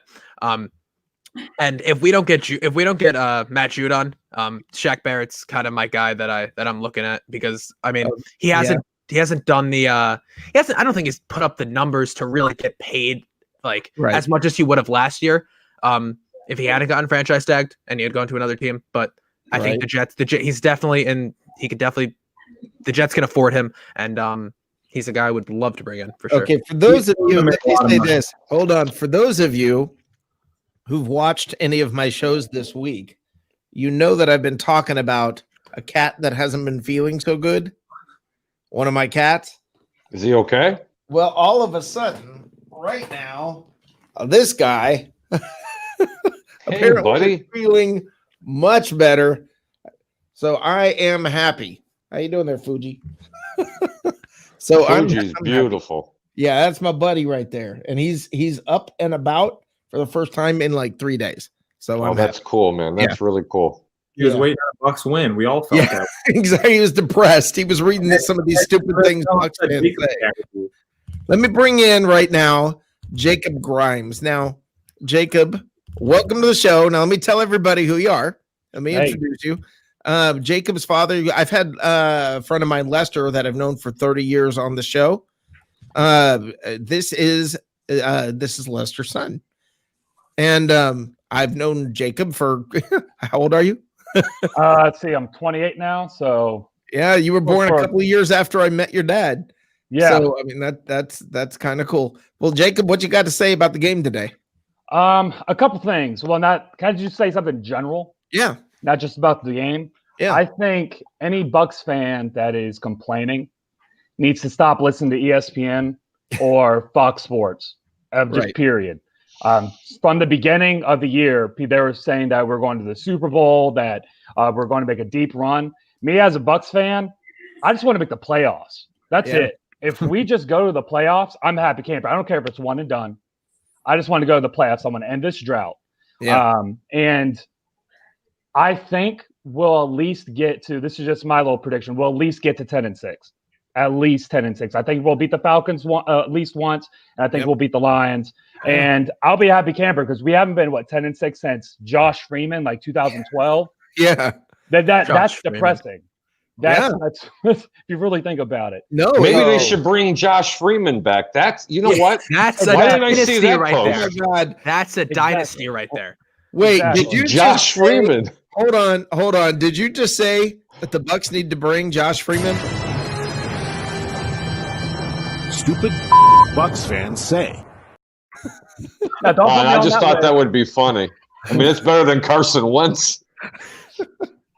Yeah, it still might be better than Carson Wentz. I'm gonna Might drop it out be. there. How about Deshaun Kaiser? I like him. You should bring him in. And that's a Shane Matthews. I heard it. Stupid Bucs fans say. One more. No, I'm just. One more. I heard What? Dan Orlovsky's looking for a job. Orlovsky. Oh, Wait a minute. no. He's got a job. He's commentating right now. He wants to come back into football. Hey, which brings up something, Jacob, that I've been meaning to ask you. Oh, Rumors. Oh boy. You know Yes. where I'm going. Is it the Bill Cowher stuff? Yes, it is. Okay. Talk to me, brother. It's not gonna happen. He said, I mean, I would love for Bill Cowher to. I mean, Bill Cowher's a great coach. I mean, he's been a historically great coach, but he's not coming out of retirement, right? It's not gonna happen. Not for the Jets. Not for the Jets. The Jets, he said, was the one job that he would come out for, but just because, I mean, I think this speaks more to the volume of how attractive this Jets job actually is. Lovey Smith. It's What's because that? What'd you say? Lovey Smith just got fired from Illinois. That's your No, guy. no, Yes, wait. he did. You know what? It's gonna come tomorrow. Mark my words on the news feed. Somebody's gonna say to bring Lovey back. They didn't give That'd him be a chance ridiculous. because of this or that. yeah, no, but it's I feel it- bad. yeah. I feel bad for Lovey Smith. What happened to him in Illinois? I really do. I mean, this guy lost his job as Chicago Bear head coach, and he made the playoffs. I mean, Yeah, I don't think people remember that. I mean, that's just Same so with hard to Tony do. Dungy. I feel bad for Jim Caldwell. Yeah. Like he lost his job for Matt Patricia. Tony I know. Dungy got fired, and I mean after they'd made the playoffs year after year after year because they weren't going to get anywhere else. Tony Dungy's been saying some crazy stuff. I don't know if you heard any, Like, no, what's he saying? he says, oh God, I'm trying to think. Oh, he said one thing that was just, I'll find it. Next time on, I'll come back with it because he said he's been saying some stuff this season that have been ridiculously out of pocket. And it's like, it's crazy. What happened to you, man? Yeah, but but I think that like with the Jets, I'm looking at names, less Bill Cowher because I've just kind of eliminated that from any thought of whatever. But I look at in college, Matt Campbell's a really attractive name for me. I really like Pat Fitzgerald. I do like Northwestern. yeah, I like Pat Fitzgerald. I like Jim Harbaugh a lot more than a lot of people like Jim Harbaugh. Just because I think that this team needs a culture change on top. I think you need someone who's going to come in and take control of this team. You don't really see this college offense making Harbaugh did it in the pros. being a playoff efficient offense. Didn't players hate him though in the pros? Didn't I mean Harbaugh, he's just a tough coach to play for overall. But I think if you're going to Who drafted him? Right. Everybody knows who drafted Jim Harbaugh and who he was coached by because that's exactly who he coaches like. And that's not really well received, but you know what? That's what some of these teams need. Yeah, and I think You know, Mike Ditka is the one that drafted him, and I'll tell you what, I still laugh to this day. He made one ill-advised pass because he audibled during the Minnesota game, and he threw a real quick pass out in the flat when the Bears were on their own 12-yard line to Minnesota. The DB picks it off and runs it back in for a touchdown. Every camera went off the field and showed Ditka because when Harbaugh came off the field, Ditka had one hand in a face mask, the other hand in a face mask, and he's shaking him left and right, rips his helmet off, and benches him. Oh, I love Mike Ditka. Jacob, if I was you and I was a Jets fan, there's only one guy I would really focus on. It's Bieniemy, right? Yeah. Bieniemy. If you're bringing in Trevor Lawrence, get Eric Bieniemy and let those guys from year one. I think Eric Bieniemy is going to.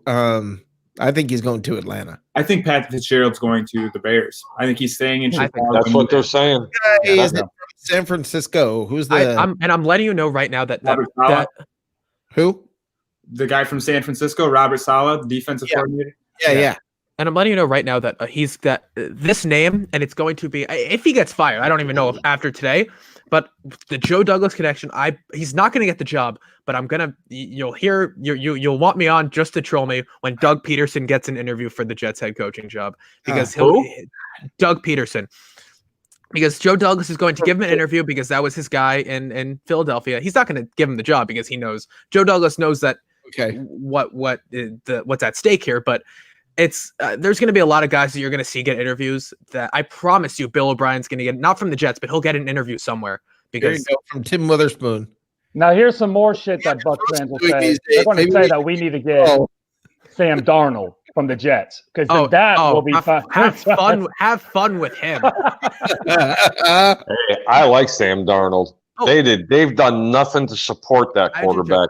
I think Sam Darnold can turn into a very talented quarterback, but here's my thing overall. I think that he probably should end up in Denver. I know John Elway can't pick quarterbacks, so it kind of fits that whole thing, but Darnold overall, just as a league, why are people settling? So people are like, oh, if we don't get Trevor Lawrence, trade down, don't take Fields and keep Darnold and build around him.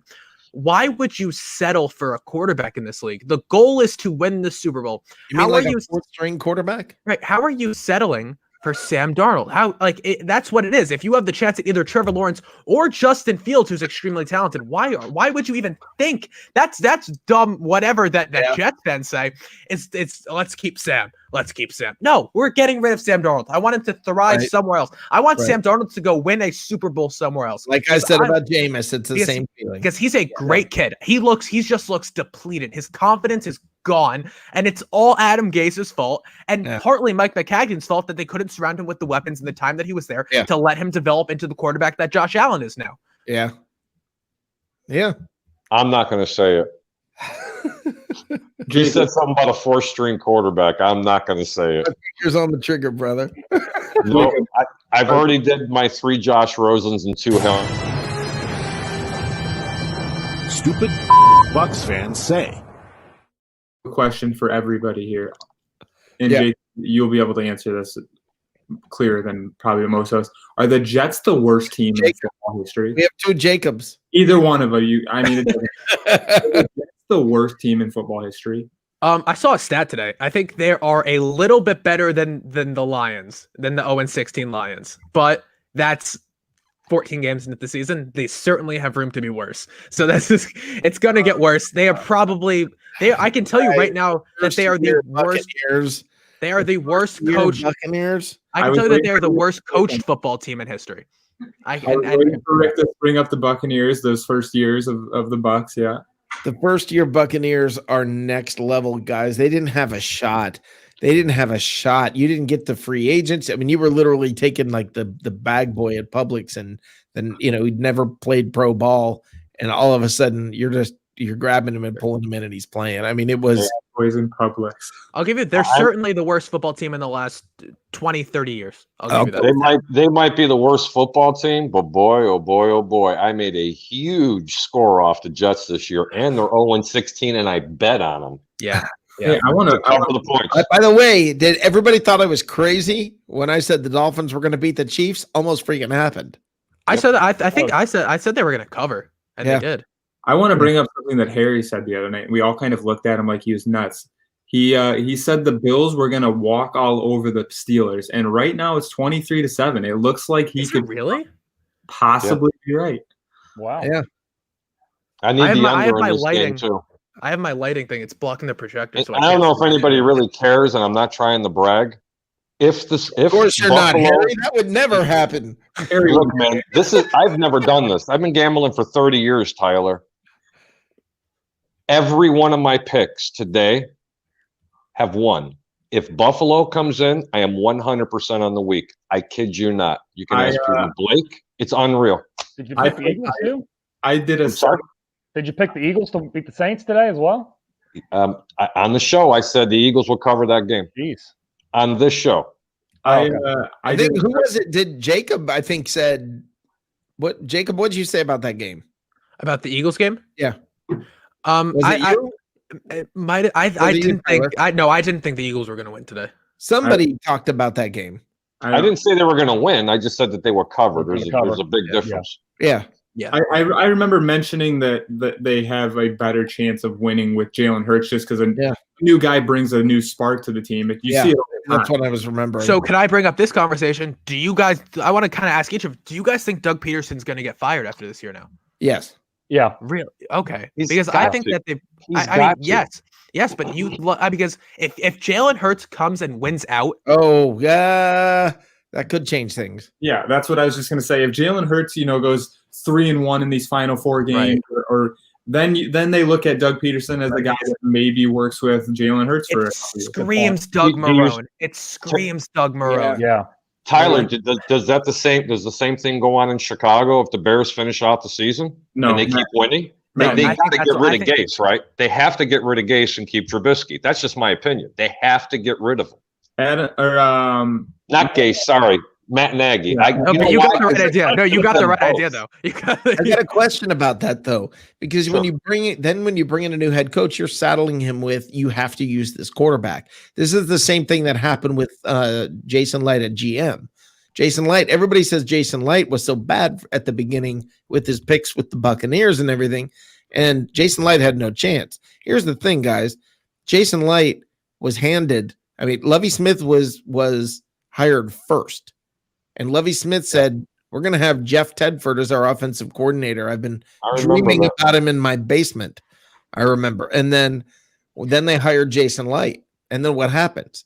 Jeff Tedford has heart issues, goes away. The entire thing starts to fall apart. It's a complete disaster.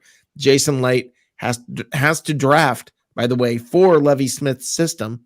2 years later, ownership fires Lovie Smith and brings in lets Dirk Cutter take over because of the golden boy, Jameis, that they were trying to protect and make sure he's safe. I mean, he's not having to change systems entirely. So what they did is then now you have an entire Cutter brings in Mike Smith. Now you're switching from what is it, a 3-4 to 4-3, whatever the heck it is. I don't remember. Yeah. But you switch defensive systems. You've drafted all these people for one system. Now they're not going to work. And everybody's going, his draft picks suck. Well, they weren't for this system. So now you've got this new system 2 years later. What do? You fire him. Well, that really goes for more so on a defensive side of the ball. When you go 4-3 to a 3-4, it's usually a 2 or a 3 year process to even get those players developed. But it's different when it's a little different when you're talking about a quarterback. If you have a quarterback that's one dimensional that sits in a pocket, then that's one thing. But if you have a quarterback that multi-dimensional, that runs well, passes well from the run, and is an adequate passer from the pocket, I think that's a totally different thing. That's an unfair statement. However, that's why I think they need to get rid of the general manager and the head coach in the Chicago Bears, but I really think they need to retain Trubisky. There's a reason why he was taken ahead of Mahomes. Not saying that he's better than him, not even close, okay? But you know what? He's won just as many games as Deshaun Watson. I think how about that? That's a great stat. I think 100% Matt Nagy is gone. I think Ryan Pace is gone as well, but maybe not. And I'll say this about Ryan Pace. He's made one bad selection, and it was Mitchell Trubisky. And when you look at the grand scheme of things, if you look at how good Patrick Mahomes and Watson have been, it was a bad pick. But he's also brought in Eddie Jackson, who's a very good player. He's also made the Khalil Mack trade. He also brought in Akeem Hicks, who's a very good player. He traded for Allen Robinson. He's done good things. If they get rid of that head coach, Matt Nagy, Ryan Pace is gone. I assure you of that. My ears are so far down on the ground, especially in the Chicago media. I think that's true. I just wonder if they're not going to also then replace the quarterback because the new coach is going to want his guy. Jameis. You know what? If they bring in Pat, you're funny. If you bring in Pat Fitzgerald, he's going to stick with Trubisky. That's just my opinion. There's a reason why Trubisky was taken that way. He was supposed to be the most ready quarterback coming out of that draft. They missed on it. You're absolutely correct. I would have loved to have had Mahomes in Chicago.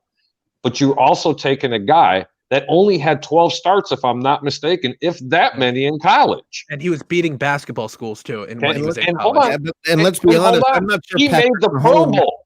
Wait, and I'm not sure Mahomes is Mahomes if he went to Chicago.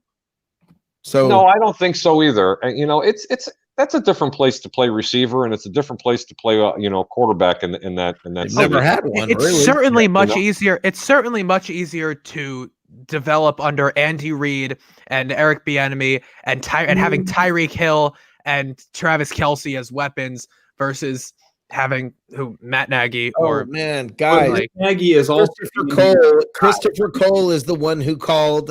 It was Christopher Cole on Saturday night called the Eagles win over the Saints.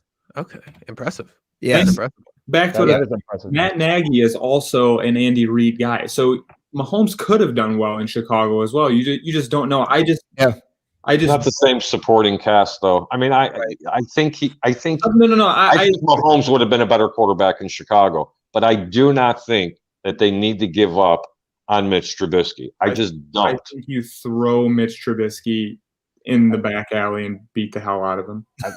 Total restart. Yeah. No, offensively, I think you even depending on what you guys do during the offseason, you guys either need to I'm so tired of bringing in guys. You guys need to draft another quarterback. It depends what pick you have, obviously, but you guys should. There's enough good quarterbacks in this draft, I think, that you could draft one and see what happens with him and bring in a veteran guy. I want the kid from Florida. Trask. I really am enamored with this quarterback from Florida. You guys will draft Kyle Pitts just because he's a tight end. Jacob, you are in Orlando. Or no, wait, where are you now? I'm in New Jersey. No, other Jacob. Oh, I'm in actually Bradenton. I was living in Jacksonville for 5 years, but then now I'm down near the Tampa area. So you're okay. All right, very good, very good. Which was interesting living in Jacksonville and hearing them talk because they're having a bunch of problems. What are they? All right, what do you got? What are Jacksonville fans saying about this whole Trevor Lawrence, Justin Fields situation? Because I know what Jets fans are saying. I know they want them. I don't think they're going to get them though, to be honest. Just because I think the Jets are going to lose. I think continue losing. But I think they're hoping and praying that they keep losing as well because they want them in the sweepstakes. Yeah. But I just remember the past 5 years, just them talking. From having Blake Bortles and then Gardner Minshew and them praising Gardner Minshew as much as possible and hoping it works out. But all right, so Jacob, you're in Jacksonville. This is kind of I want to get your opinion on this. Yeah. Is everyone's talking about how Trevor Lawrence might not want to play for the Jets? Is Jacksonville such a better option than the Jets? Well, here's the thing. Here's where it is, okay? And Jacob Charnow, you might think this is crazy, okay? This might not, you might think, okay, but this is a big deal. There's no state income tax in Florida. There's no winter in Florida. Yeah. Okay, you get great weather, natural grass, and no income tax. I mean and you don't have the New York media. But a bad GM, and I heard they might. I saw something today that they might keep Doug Marrone depending on how they finish this season. But it's to be honest, I think most Jacksonville fans are worried about getting shipped to London because I remember last year that's all the talk radio was talking about was Sean Khan adding another game, another home game to London. So Jacksonville will be playing over there twice. And they were freaking out because they were cutting games for ticket season holders. And they're like, why are they doing this? The Jacksonville fan base has suffered a lot. And they're worried about being shipped to London. So Mike DeRoche says, I could coach the freaking Jets. You could put a chair out there that could coach the team better. I'd rather have Sam Darnold coaching the actual team as the head coach than Adam. I'd rather honestly, that's a stretch. I'd rather literally anybody. We were 0-4, and I was already like, I was saying some crazy stuff. I was like, let's call Rex Ryan. Let's see what he's doing right now. I'm sitting there, I'm like, can we please just go back to 2010? That's all I want is 09, 010 Jets, or 09, 2010 Jets. And, oh, God, it's... Bring back Mark Sanchez. Just forget about the butt fumble stuff. I have a hate for USC quarterbacks that goes far beyond anybody else's. So do the Bears. Yeah. Trust me. What was his name? McNown. Josh McNown. Not McCown. McNown. Oh my God. Wow. That's not the guy that was in Tampa for a while, is it? No, that was Josh McCown. Josh McNown. I think Tyler, you might have to help me on this one. 1999, first round draft pick, wasn't it? Somewhere in there, 98. I don't even remember him. The fact that I was, doesn't it? The fact that I was talking about, hey, I was having debates with actual Jets reporters. I had Robbie Sabo on my show. I had Brian Costello on my show. We had actual debates about whether Adam Gase or Rich Kotite was a worse coach. That was a conversation that we were having. That's an insane position to be in. That is like to be talking about whether your current coach is the worst coach of all time that you've had. And Kotite was hard. Okay, let's think about this, guys.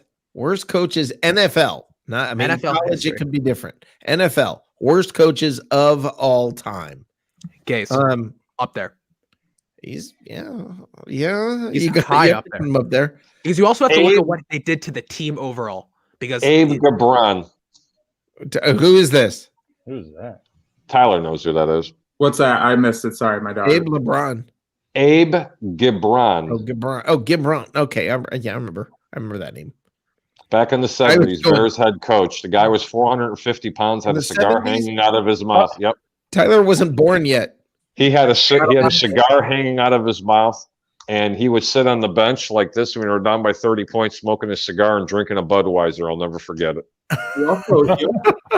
He also played for the Browns. Say hi. He's in like a top 100 player of the Browns list. Like he was a decent player, but you always saw him on the Bears sideline on like one knee, cigar. His hat was all flopping all over the place. Oh yeah. Well, who was it that was the who's the defensive guy that was in Detroit when they didn't win a game? Matt Patricia. No. They went 0-16. Yeah. He went to Dallas after that. He was the Bucs defensive. He was there like during the Bucs glory days. Oh my gosh! I got one more Bear coach to give you. Hold on, Harry. I'm trying to remember this guy's name. Okay, this is the. Oh my gosh! I'm looking this up. I got you guys. Okay, all right. So the head coach was Rod Marinelli. That's it, Rod Marinelli. Yeah. He was with the Bucs during the glory days. I love Rod Marinelli. I know, but he was the head coach. Would you guys include Hugh Jackson in there as one of the worst head coaches, or because that team that he was dealt was just both those years were just awful. That was that's a bad hand to be dealt. I'll bring up a name. Mark Trestman. That was pretty bad. He was awful. Oh, that was disgusting. There's got to be somebody who got like kicked out of the league before he ever even coached a game. I'll bring up a name that was a head coach of a single team for a really long time that didn't win anything, and I don't know how he was the head coach of Who's that? 15 years. Marvin Lewis. I don't know how that guy hung around the Bengals organization. Well, I worked for the Bengals, right? Well, then you should have put in a word to get rid of him. Okay. Well, yeah, but I worked for the Bengals for a couple of years, and I can tell you, the organization itself is such a piss poorly run organization that I don't think they really cared at all. I don't think. What did you do for the organization? A photographer. Yeah, I mean, it was just. It's not like I was in the front office. I was just going to say you should have overstepped your boundaries. Rick, what years did you work for the Bengals? 2007 and 8. Okay. 6 So and you're 7. Something like that. I looked up some of them. I think this is Dave Shula from '99. Not Dave Shula was a good one. Bobby Petrino. Mike was. It's funny because Mike was pretty good. Oh, Lane Kiffin. Oh, you guys remember Lane Kiffin? Steve Spurrier. Yeah. This is Steve Spurrier. He didn't coach in the pros, did he? In the NFL? Yes, he did. He coached for the Washington, you know who. Oh, that's Can't say right. it. That's Okay, right. and I don't forgot forget all about that. And Nick Saban, believe it or not, Oh no, was he not was a good terrible. NFL. He was terrible in You- Miami. Yeah. What he did to the Miami Dolphins ruined them for 3 You years. guys know the funny story about that fact. He was I forgot the name of the guy. I think it was Rich Rodriguez got hired by Alabama to be their head coach. He went there, walked in the building basically, and then changed his mind. Immediately changed his mind and said, I don't want to be here. Walked away from the job. So Alabama had to scramble and settled for Nick Saban. Stop it. No, Seriously? It's a fact. That's a true story. Yeah, they actually hired Rich Rodriguez. Wow. Yeah. I did not know Yeah, that. had the press conference. I'm not saying like it was quiet, like behind the scenes. No, they had the press conference. He was announced as this is their head coach. And then he changed his mind the next day. Wow. And backed out the next day. Very Josh McDaniels like him. Hey, Rick, how much interaction did you have with players working for the team? I did not have interaction with the players. I had interaction with the front office. I was going to ask what kind of guy. I mean, we've all heard him. What kind of guy Chad Johnson was. Yeah, I have no idea. Speaking of great route runners, he's one of the best route runners I've ever seen. He's one of the most. He's one of my favorite football players of all time. I This love is something interesting because Ocho Cinco, baby. Everybody's like, you know how there are people who have great reputations and people who have kind of bad reputations. My experience, like when I shot Dolphins games for Pro Football Weekly, the Dolphins, Don Shula has this reputation of just being this gem of a guy. Mm-hmm. He was a jerk.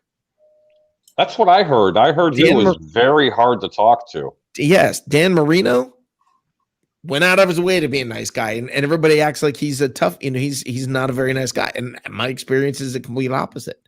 Right. So I don't know. They said that Coach Shula was very Warren Sapp like. Yeah, I've told you. I think I've told you guys the story. Maybe I did. Maybe I haven't. I'll tell the story real quick. I'll make it quick. It's a story about a baseball player. Years and years and years ago, I had the opportunity to bat boy for a major league team. Okay. So I'm kneeling at the edge of the dugout. First game I've ever done this. I'm kneeling at the edge of the dugout and I'm about to run out and get the bat. Now I'm scared to death, right? That I don't want to get in the way. There's a guy on third base. Somebody's going to drop the bat. If they drop it right near home plate, how am I going to get it out of the way in time? I'm scared to death. I'm a little kid, right? Right.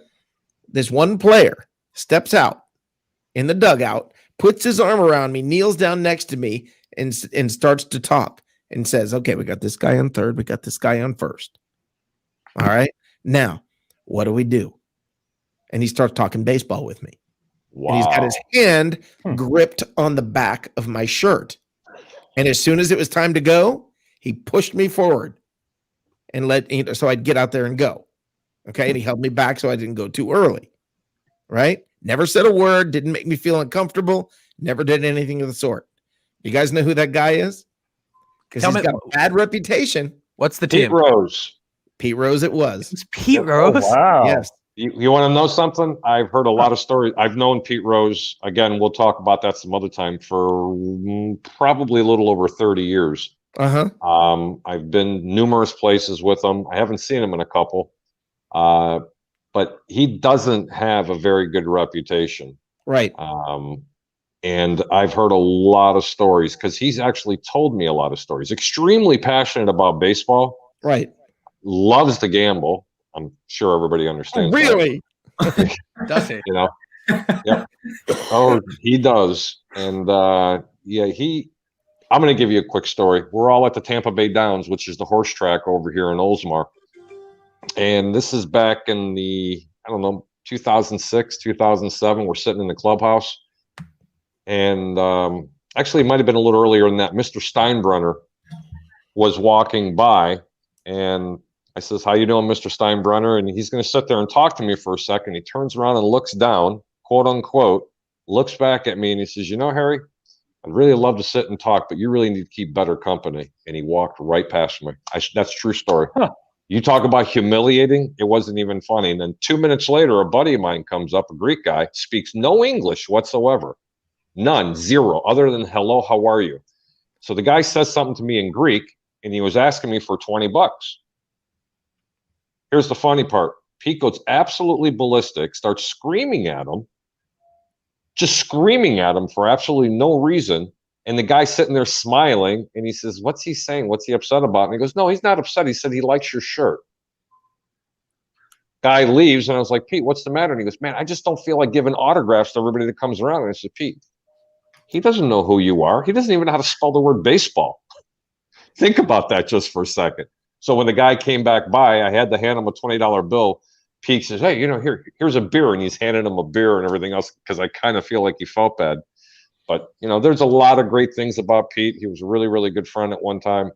But there were some times, man, it just was quite embarrassing the way he would treat the general public. Wow. That is really cool. That is awesome. That's crazy. That is a cool picture, man. I think the closest I've ever gotten to like someone that was a coach, because I went to the University of Alabama, believe it or not, and I've seen Nick Saban talk because I was in the $1 Million Band there, marching band. Roll Tide, baby, roll Tide. Well, the funny thing is, I went to the University of Alabama, but I'm a big Florida State fan, so it's don't ask me how it works, but it just is what it is. But I've seen Nick Saban speak. He's spoke to the band a couple times, and he's a real short guy. And I was on the field on Bryant-Denny Stadium, and we were facing Penn State, and this was before Joe Paterno died. And I'm walking out onto the field to go get on my spot, and 5 seconds later, I see camera crews and Joe Paterno walk right by me.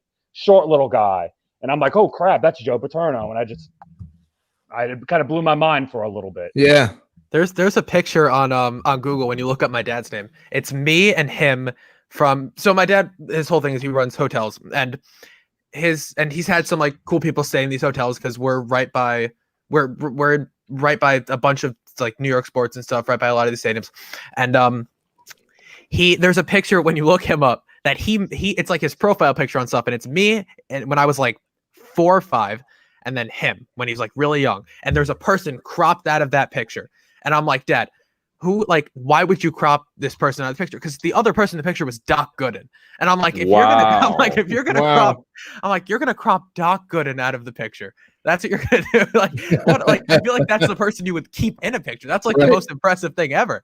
Right. So and he had some Patriots center stay there once that it was like the 3rd string center or something. It was like, but it was it was just Doc really Gooden's big. a local down here in the St. Pete area still.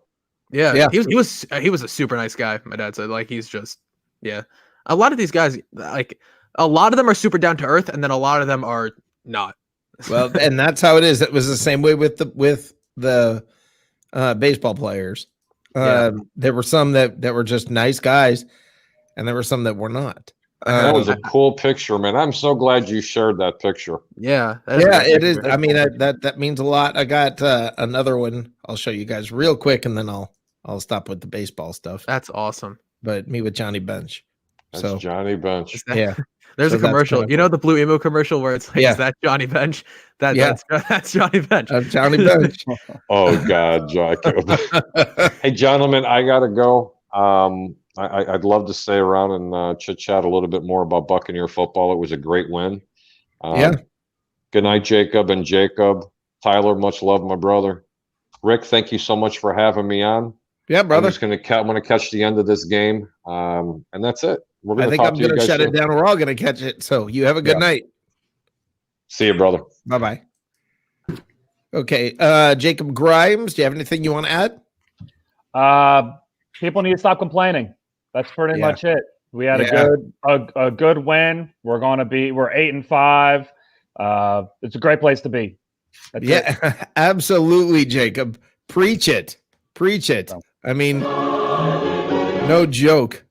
All right, man. Thanks a ton, brother. Yeah, come on anytime. Yeah, probably later on. Appreciate all right, awesome. Thanks.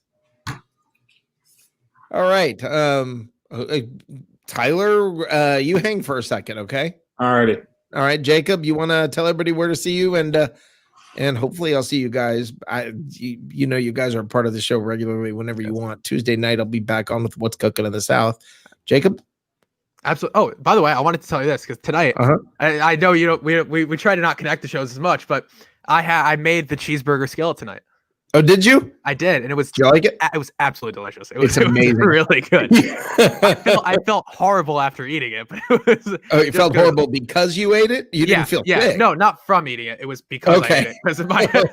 Yeah. Today was my cheat day, but Wait. Did anybody else eat it? Oh, I gave it. Yeah, I made some for my dad. I made it for my dad. Other people. Oh yeah. My dad said it was pretty. My dad said he liked it. He really liked it, and so dad's not gonna lie to his son though. He would. Right. Oh, he would. He would. No, it tastes like a burger with ketchup and mustard. It's delicious. It does. It's delicious. Yeah. And my parting ways are: stop telling me the Jets suck. I know that's to everybody. I know the Jets suck. Like people are coming up to me. People DM me like, "Wow, the Jets are really bad." I'm like, I know. Like I'm watching the game. But anyway, yeah, you go check me out. The Hard Count Football Podcast on YouTube and SoundCloud, and then the Hard Count Football Podcast live, which is now Tuesdays at 7 p.m. Eastern, and you can find that on the Hard Count Football YouTube channel. Find it on my Twitter, and then now you can find it on the Bucs Report was nice enough to let me to host my show now all over. So that Welcome to the family. I am very excited to start that because I feel like I've been part of it forever long. You guys have been great to me. So now it's that's on Tuesday at what time? Tuesdays at 7 p.m. Eastern. Okay. So yeah, you can check me out. I will try to hop on if I get a chance. Oh yeah, for sure. Come on, and it's good. Yeah, I love it. And then Twitter at Jacob Charnow, Instagram at Hard Count Football, and then now on TikTok at Hard Count Football. Which I had a TikTok today that kind of blew up, so that was nice. You got to tell me about how that works when you figure it out. It's very confusing, Rick. Teaching an old guy, you got to teach an old guy how to do this. It's very confusing, but as always, I appreciate you having me on. Tyler, it's great to talk to you. It's great to talk to everybody. Rick, I'm sure I'll see you Tuesday. And sounds good. I hope you guys enjoyed the new segment. Oh yeah, that's got to be an every week thing. Yes. Oh, it's going to be every Sunday night. It's great. Because I'm sure you can dig up some wild ones. Oh yeah, I'll find some good ones for you. I'll find some Jets ones too. Find any. Just find any. Right, no, because it's got to be. It's the segment. Oh right, is what the Bucs fans say. Right. Yeah, I belong to numerous Buccaneers fan pages and send them to me, brother. Oh yeah, send them. Oh yeah, just do a screen cap and fire it off to me. All right. All right. Thanks, Jacob. All right, I'll see you, man. Thank you. Okay, Tyler. So give me overall. You've been, I know we got barraged with people. Give me your overall impression. Tell everybody your thoughts. Give them your words of wisdom before you head out, and then tell everybody where they can find you. Today's game, another slow start, another weird first quarter that we were trying to avoid. Luckily, Dan Bailey doesn't play for the Tampa Bay Buccaneers. That kind of saved us, but we saw a lot of rushing yards given up, more than we've seen in almost, what has it been, a year since week 9 of last year. But I think you touched on that, and they kind of, it's almost like they sacrificed the run to shut down different parts of the field. So that was all right. It doesn't matter how you get them, wins or wins. We're 8-5, a win better than last year with 3 games to play. And look, again, very winnable schedule for the rest of the year out. We're in a good spot. Let's hope for a couple of Rams losses, and like I said, keep moving up that playoff positioning. That's about it, really. Awesome. Well, where does everybody find you? Find me Brashaw2 on Twitter, or Tyler Brash on Facebook, or right here in the cheap seats with Rick Hughes. Tuesdays nights, Tuesdays, Thursdays, Saturdays, all of them. Yeah, that's What's Cooking in the South on Tuesdays. Yeah. Tuesdays and Saturdays is What's Cooking in the South. That's when we're going to do it. We'll be there.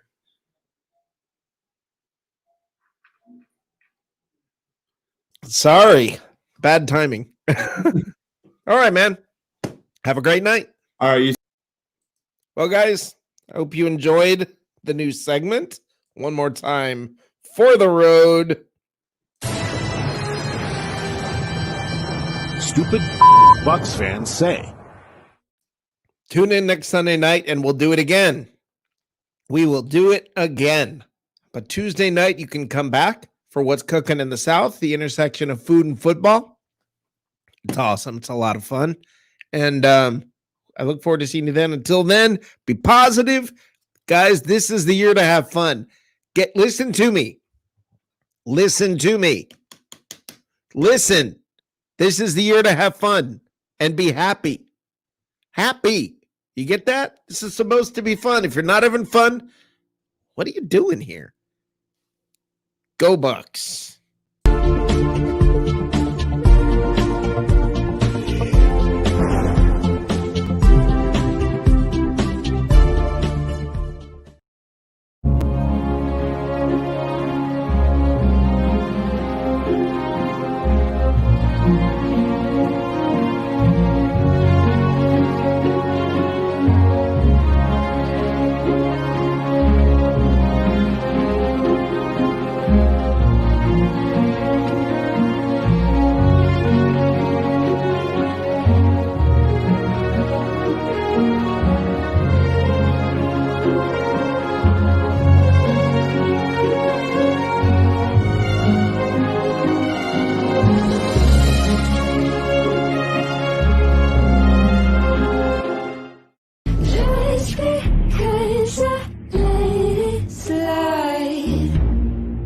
Doesn't mean it isn't pulling on my heart till it's almost white. 'Cause I wanna let you feel strong.